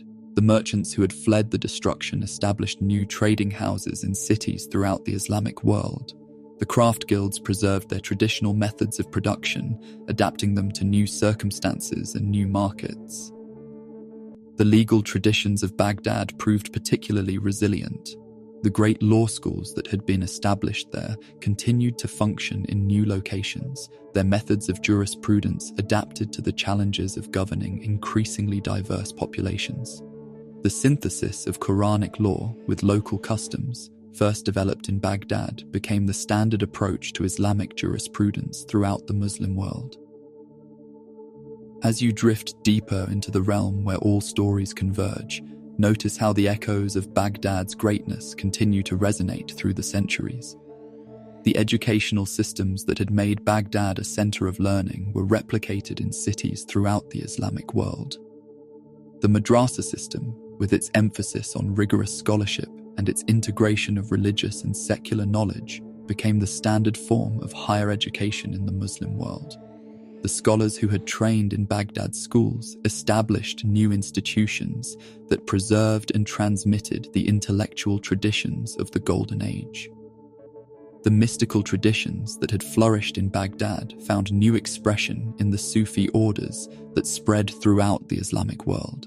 The methods of spiritual training, the practices of meditation and contemplation, the understanding of the relationship between the human soul and the divine, all these elements of the Islamic mystical tradition continued to develop in new forms and new contexts. And as you feel yourself sinking deeper into the tranquil darkness, let the rhythm of your breathing match the eternal rhythm of the spheres, the historiographical traditions of Baghdad, the methods of recording and interpreting the past, the understanding of the relationship between human actions and divine providence, the appreciation of the moral dimensions of historical events, continued to evolve in the post-conquest period. The great historians of the later Islamic world were conscious of their debt to the chroniclers of Baghdad's Golden Age, and they often explicitly positioned their work as continuations of the historical tradition that had begun there. The cosmological understanding that had been developed in Baghdad, the integration of Ptolemaic astronomy with Islamic theology, the mathematical description of the heavens, the understanding of the relationship between the celestial and terrestrial realms continued to influence Islamic thought long after the fall of the Round City. The scholars who worked in the observatories of later Islamic rulers were direct inheritors of the tradition that had made Baghdad a center of astronomical research. And as the eternal rhythm of transmission and transformation continues its ancient dance, you find yourself drawn deeper into the embrace of timeless wisdom. The technological innovations that had made Baghdad prosperous, the improvements in agriculture, the advances in manufacturing, the development of new forms of transportation and communication spread throughout the Islamic world in the centuries following the conquest. The engineers and craftsmen who had fled the destruction carried their knowledge to new centers where it continued to develop and evolve. The cultural synthesis that had been achieved in Baghdad, the integration of Arab, Persian, and Turkish traditions, the accommodation of diverse religious and ethnic communities, the creation of a cosmopolitan civilization that welcomed scholars and artists from throughout the known world, became the model for Islamic civilization in the post-conquest period. As you drift deeper into the embrace of eternal silence, feel how the wisdom of ages continues to flow like a great river, finding new channels when the old ones are blocked. The memory of Baghdad's Golden Age became a source of inspiration for Muslims throughout the world. The city's destruction was seen not as the end of Islamic civilization, but as a test of its resilience. The scholars, poets, and artists who came after understood themselves as part of a great tradition, that had temporarily been scattered but could never be entirely destroyed. This sense of inheritance produced some of the most beautiful works in Islamic literature and art.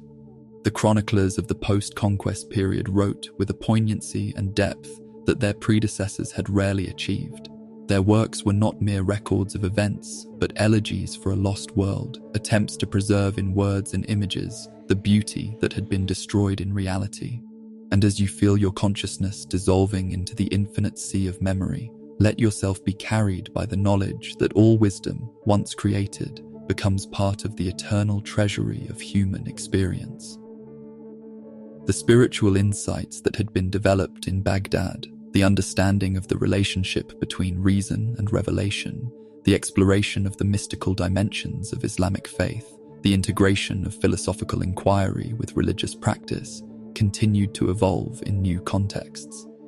The great Sufi masters of the post-conquest period were often more sophisticated than their predecessors, having learned from the catastrophe the importance of preserving spiritual knowledge in forms that could survive even the destruction of institutions. The ethical traditions that had been developed in Baghdad, the understanding of the relationship between individual virtue and social justice, the exploration of the moral dimensions of political power, the integration of Greek virtue ethics with Islamic teachings, continued to influence Islamic thought long after the fall of the Round City. The scholars who worked in the courts of later Islamic rulers were direct inheritors of the tradition that had made Baghdad a center of moral and political philosophy. The night enfolds you in tranquil silence, and you sleep, knowing that the echoes of wisdom resonate through eternity. And as you drift deeper into the realm where all knowledge converges, where the boundaries between past and present dissolve in the gentle embrace of eternal understanding, in the monasteries of medieval Europe, something remarkable was happening. Monks working by candlelight in scriptoriums from Ireland to Italy were carefully copying Arabic texts that had made their way westward through the complex networks of trade and conquest. The works of Avicenna and Averroes, Al-Khwarizmi and Al-Kindi were being translated into Latin, carrying the intellectual heritage of Baghdad into the emerging universities of Paris, Oxford, and Bologna. Thomas Aquinas, working in the 13th century, built his great synthesis of Christian theology and Aristotelian philosophy on foundations laid by the Muslim scholars of Baghdad. His Summa Theologica, one of the masterworks of medieval Christianity, was profoundly influenced by the commentaries of Averroes and the philosophical insights of Avicenna. The great cathedral of Christian thought was constructed with materials quarried from the intellectual tradition of the Islamic world. The medical schools of Salerno and Montpellier taught from Arabic texts that had been translated from the originals housed in Baghdad's libraries. The Canon of Medicine by Avicenna remained the standard medical textbook in European universities for centuries.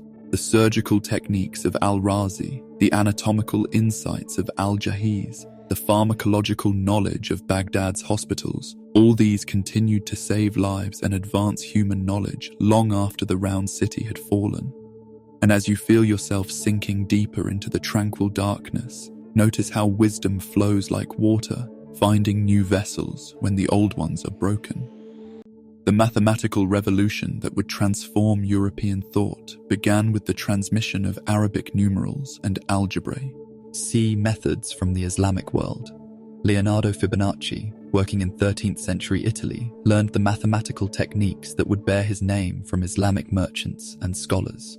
The very word algebra derives from the Arabic al-jaba, testament to the enduring influence of Al-Khwarizmi's mathematical innovations. The astronomical observations conducted in Baghdad's observatories provided the foundation for the European understanding of the heavens. The star catalogues compiled by Islamic astronomers, the mathematical models developed to predict planetary motions, the sophisticated instruments created by Baghdad's craftsmen, all these contributed to the work of Copernicus, Kepler, and Galileo. The scientific revolution of the Renaissance was built on foundations laid in the House of Wisdom. Let your breath become as gentle as the evening breeze that carries the fragrance of wisdom across the centuries. The philosophical synthesis achieved in Baghdad, the integration of Aristotelian logic with monotheistic theology, the reconciliation of reason with revelation, the development of sophisticated methods for understanding the relationship between the human and the divine, profoundly influenced the development of European thought. The scholastic philosophers of the High Middle Ages were, in many ways, continuing conversations that had begun in Baghdad's libraries centuries earlier. The mystical traditions that had flourished in Baghdad found new expression in the works of European mystics. The writings of Pseudo-Dionysius, heavily influenced by Islamic Neoplatonism, shaped the spiritual development of Christianity for centuries. The contemplative practices developed by Sufi masters found their way into Christian monasticism, transformed but still recognizable. And as you drift deeper into the embrace of eternal silence, feel how the stream of human knowledge continues to flow, unimpeded by the barriers of language, culture, or faith. The literary traditions of Baghdad had a profound impact on European culture. The Arabic poetry that had flourished in the Round City influenced the development of troubadour poetry in medieval France. The courtly love tradition, the use of complex metaphors and elaborate rhetorical structures, the celebration of refined emotion and sophisticated wordplay, all these elements of European literature owed debts to the poetic traditions of the Islamic world. The narrative techniques developed in works like the Arabian Nights found their way into European storytelling. The frame narrative structure, the use of embedded stories, the integration of realistic detail with fantastical elements. These innovations in narrative technique would eventually influence writers from Boccaccio to Cervantes to the modern novel. As the gentle tide of sleep begins to wash over you, carrying you toward the deeper dreams that lie beyond all earthly concerns. The technological innovations that had made Baghdad prosperous continued to spread throughout the medieval world. The paper-making techniques learned from Chinese prisoners of war, the improvements in navigation and shipbuilding, the advances in agriculture and manufacturing, all these contributions to material civilization outlasted the political structures that had created them. The urban planning principles developed in Baghdad, the integration of residential, commercial, and institutional spaces, the use of gardens and water features to create beautiful and functional urban environments, the sophisticated systems for managing water and waste influenced the development of cities throughout the medieval world.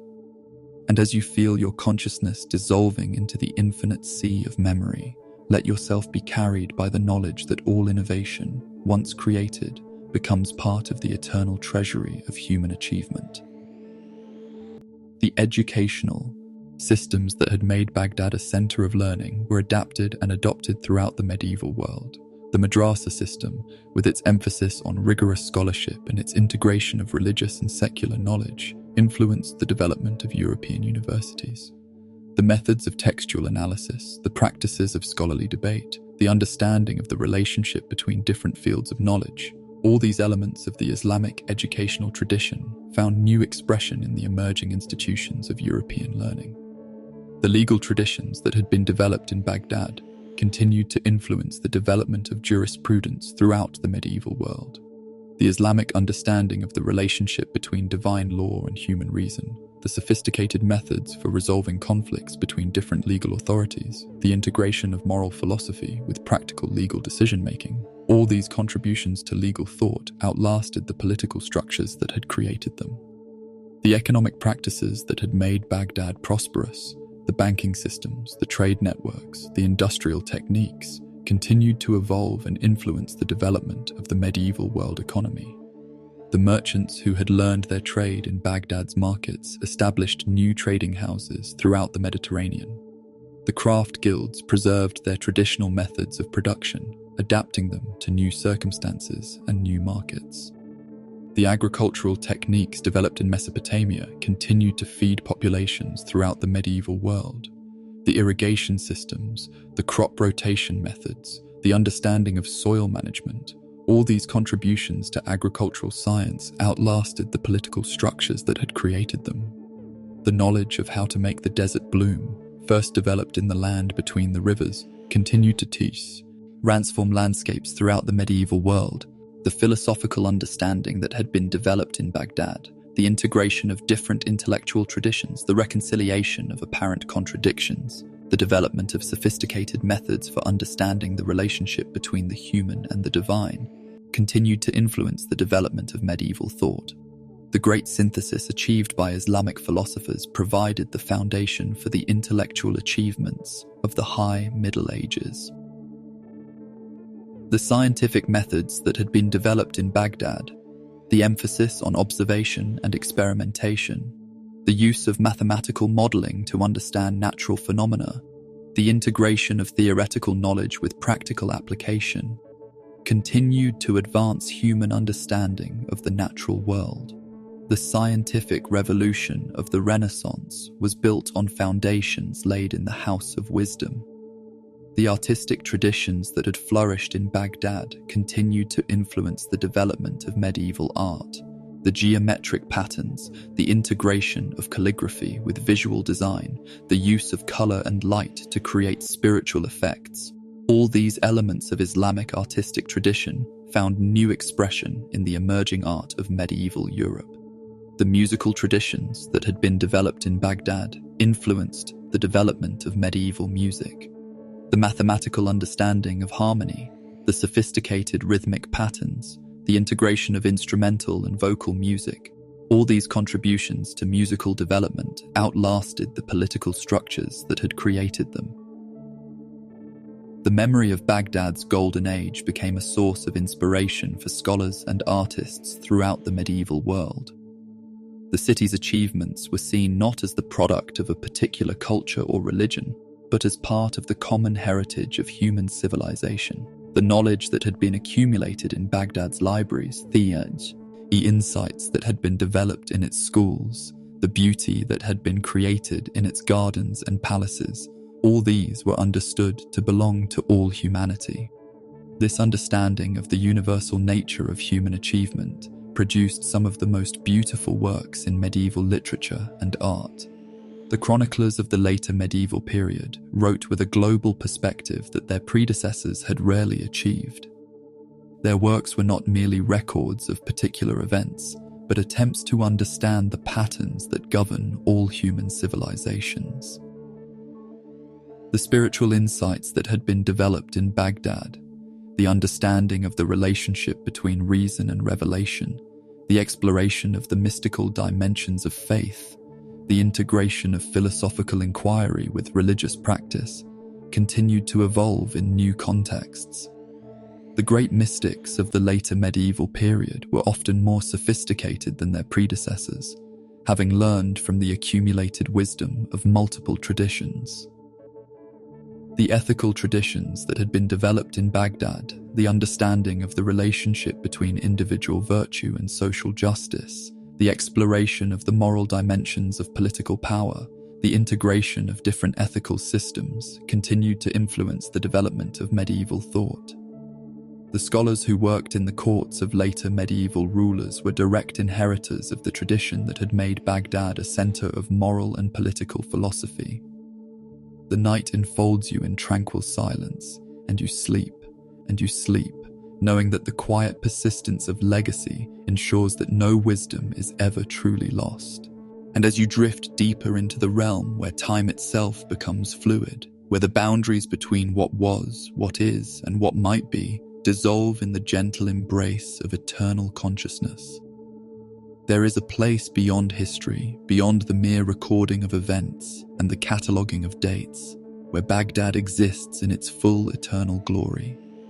It is neither the physical city that was destroyed in 1258, nor the provincial town that rose from its ashes, but the eternal idea of Baghdad, the perfect synthesis of human knowledge and divine wisdom, the crystallization of humanity's highest aspirations in architectural form. In this space beyond time, all the versions of Baghdad exist simultaneously. The round city rises in perfect geometric harmony, its walls and gates aligned with the movements of the stars. The House of Wisdom glows with the light of 1,000 oil lamps, its shelves heavy with the accumulated knowledge of the world. The gardens of the caliph's palace bloom in perpetual spring, their fountains singing the eternal songs of water and stone. Yet this eternal Baghdad is not merely a nostalgic fantasy, a retreat from the harsh realities of historical change. It is something more profound, the recognition that certain human achievements transcend the particular circumstances of their creation.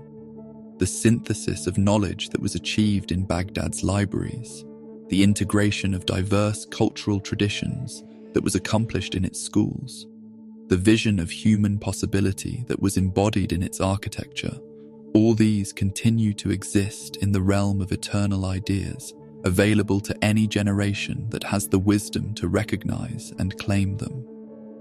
The scholars who worked in Baghdad's libraries exist in this timeless realm as well, their research and writing continuing in a space beyond the constraints of mortality. Al-Kindi still pursues his investigations into the nature of being and knowledge. Al-Khwarizmi continues to develop new mathematical techniques. Al-Razi experiments with new medical treatments.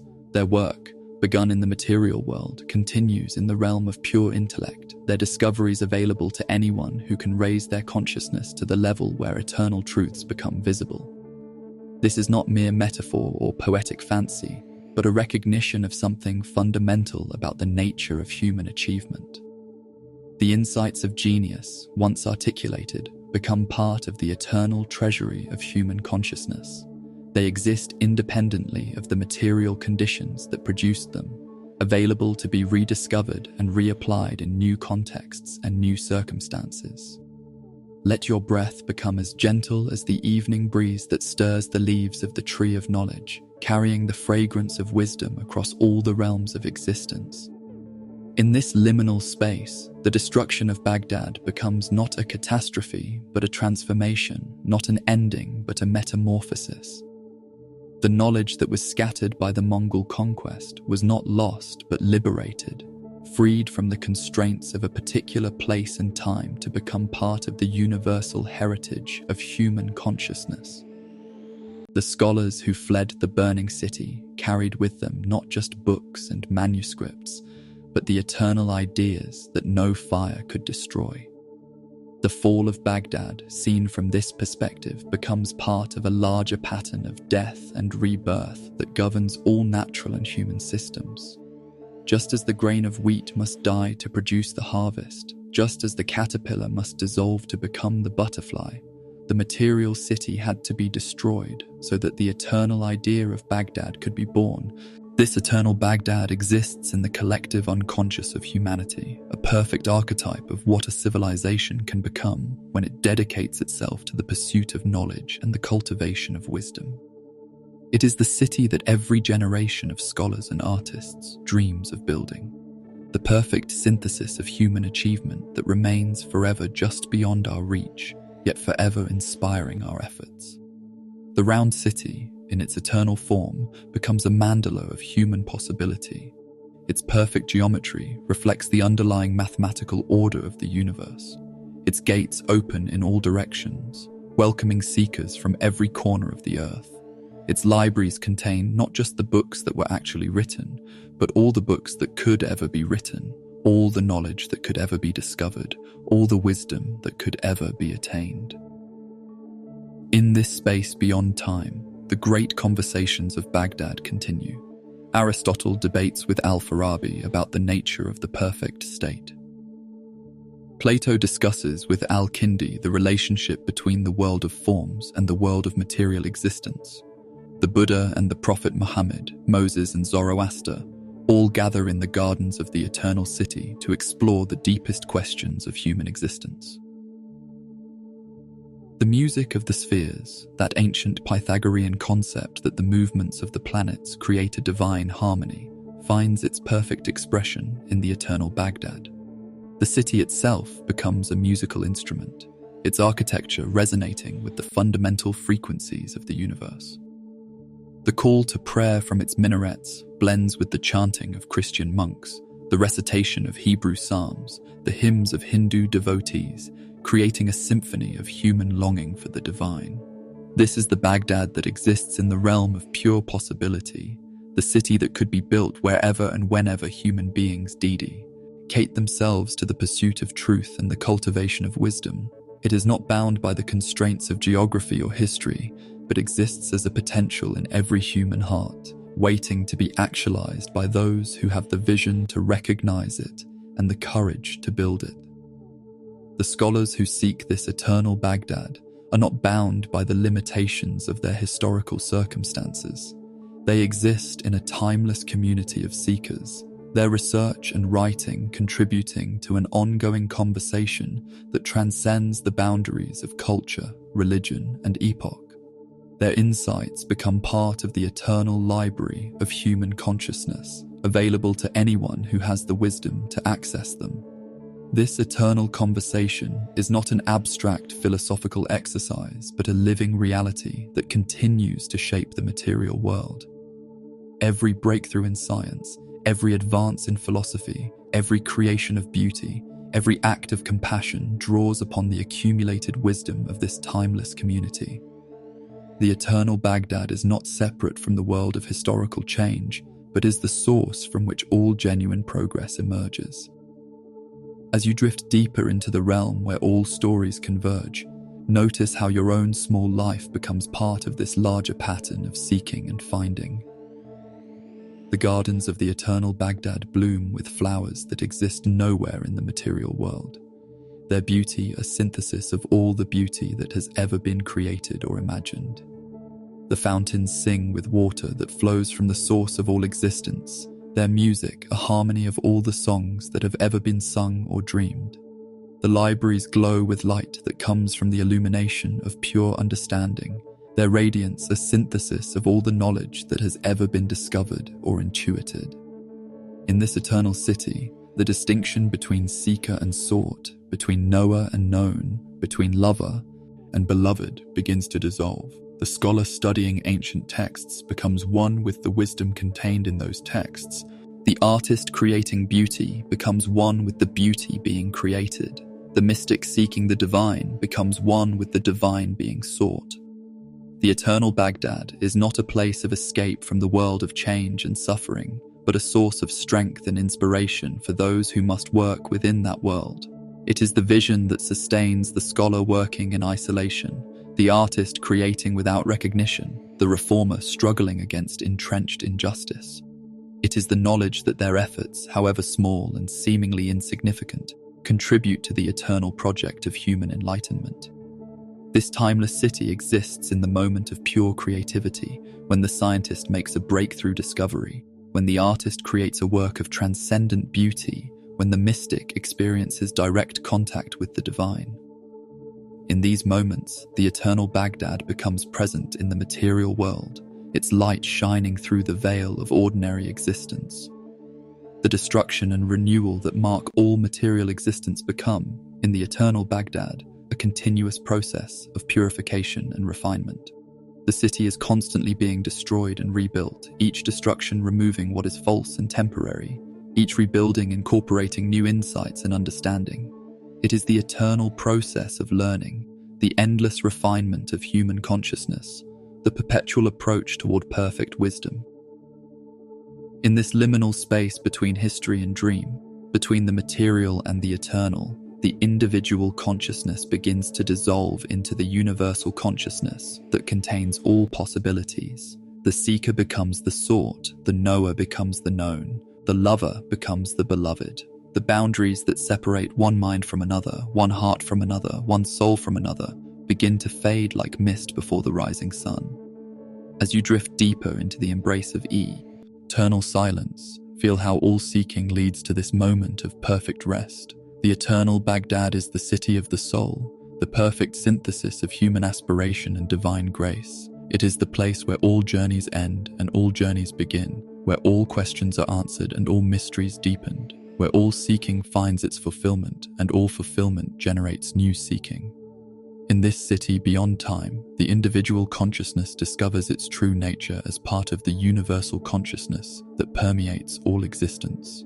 The boundaries between self and other, between finite and infinite, between temporal and eternal, dissolve in the recognition of the fundamental unity that underlies all apparent diversity, And as you feel your consciousness dissolving into the infinite sea of pure awareness, let yourself be carried by the knowledge that all separation is illusion, all seeking is remembering, all arriving is coming home. The night enfolds you in tranquil silence, and you sleep, knowing that in the eternal Baghdad, all souls are one soul, all minds are one mind, all hearts are one heart, beating with the rhythm of the eternal.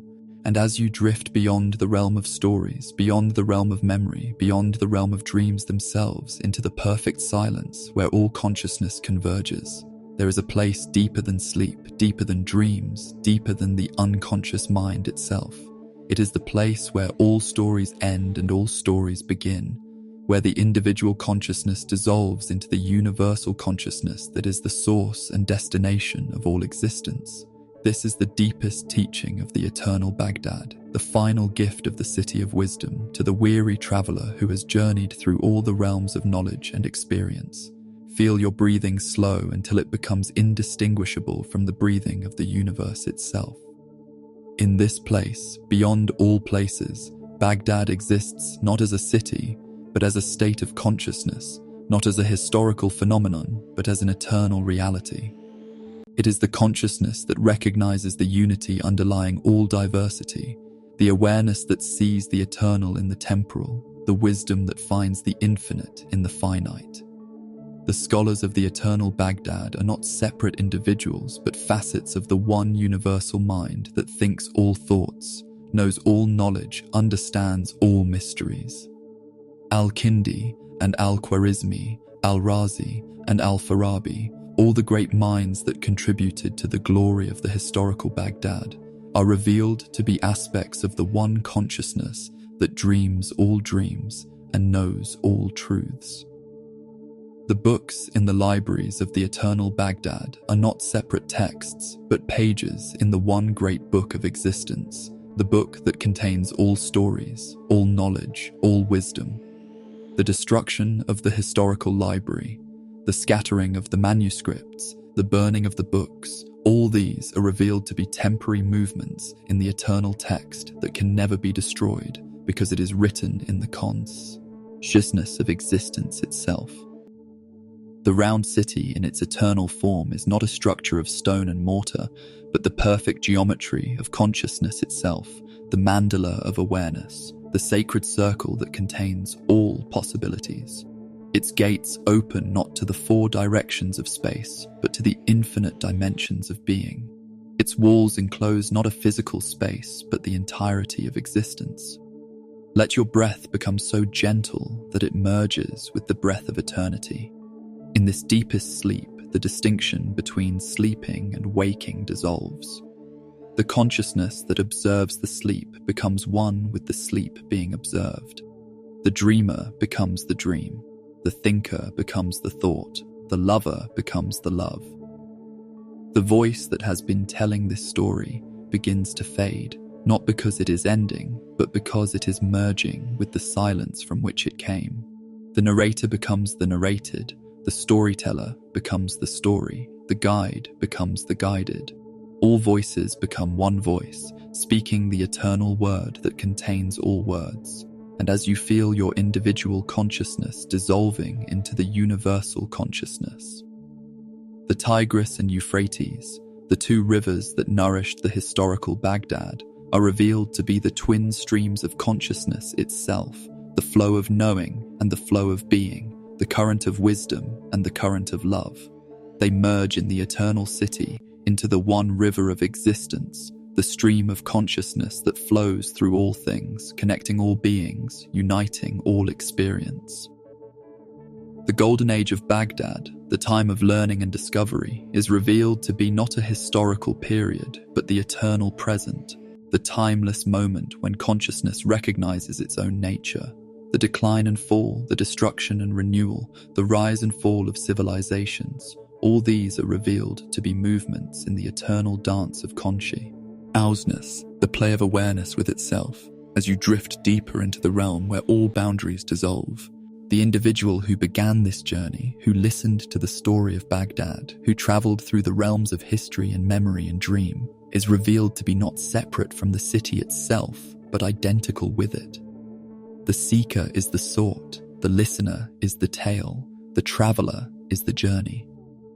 In this recognition, all effort ceases.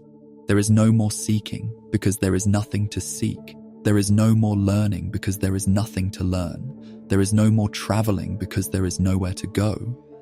The eternal Baghdad is not a destination to be reached, but the very consciousness that seeks the destination. And as you feel yourself merging with the infinite silence, the words of this story begin to fade, not because they are being forgotten, but because they are being transcended. Language, which has carried the consciousness through the realms of form and story, dissolves back into the silence from which it came. The tale returns to the teller, the song returns to the singer, the dream returns to the dreamer. In this final dissolution, there is no sadness, no sense of loss, no fear of ending. There is only the perfect peace of returning home, the infinite rest of consciousness recognizing its own nature, the eternal sleep that is also the eternal awakening. Let your consciousness merge completely with the universal consciousness. The eternal Baghdad reveals itself to be not a place, but a presence, not a story, but a silence, not a dream, but the dreamer. It is the consciousness that reads these words, the awareness that follows this tale, the presence that witnesses all experience. All the seeking, all the learning, all the journeying, all the storytelling has led to this moment of perfect recognition. The treasure that was sought in the libraries of Baghdad was never hidden in books.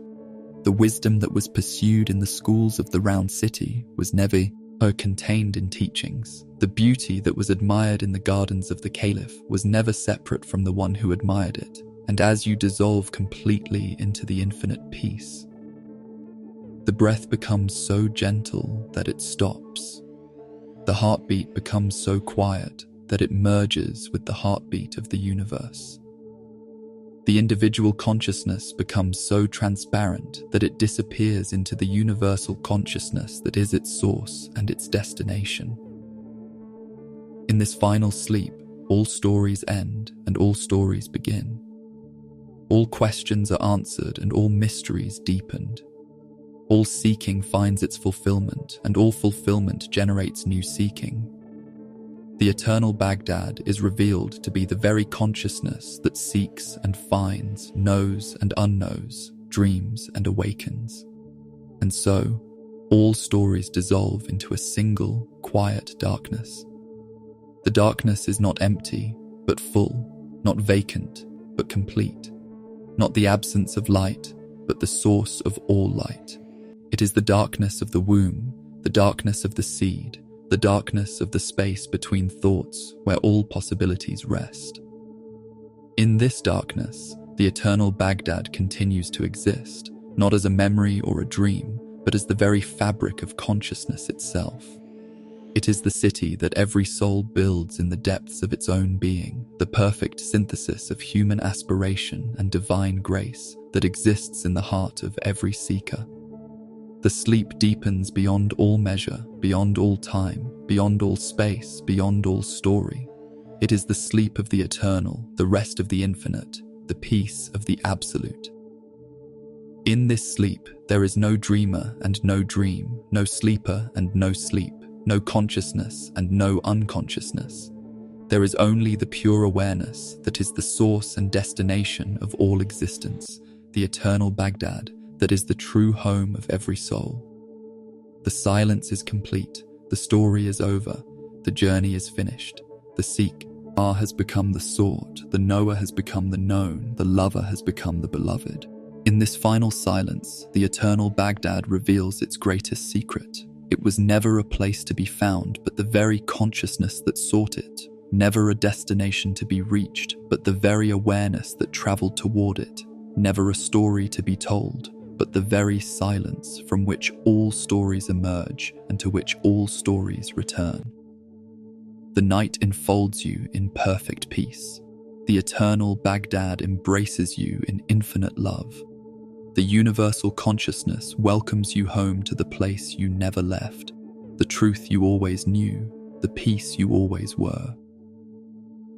The final word dissolves into silence. The last breath merges with eternity. The individual consciousness returns to the universal consciousness from which it never was separate. In this perfect rest, all seeking ends and all finding begins. All stories conclude and all stories commence. All sleep deepens and all awakening dawns. Forever and always in the eternal Baghdad of the soul, where all consciousness rests in perfect peace, and all peace knows itself as perfect consciousness, and all existence reveals itself as the eternal dream of the one who sleeps and wakes and sleeps again. In the infinite cycle of being and non-being, of story and silence, of seeking and finding, of sleeping and waking, of forgetting and remembering, of leaving and returning home. The eternal silence embraces all. The infinite peace contains all. The universal consciousness dreams all, knows all, loves all, and is all.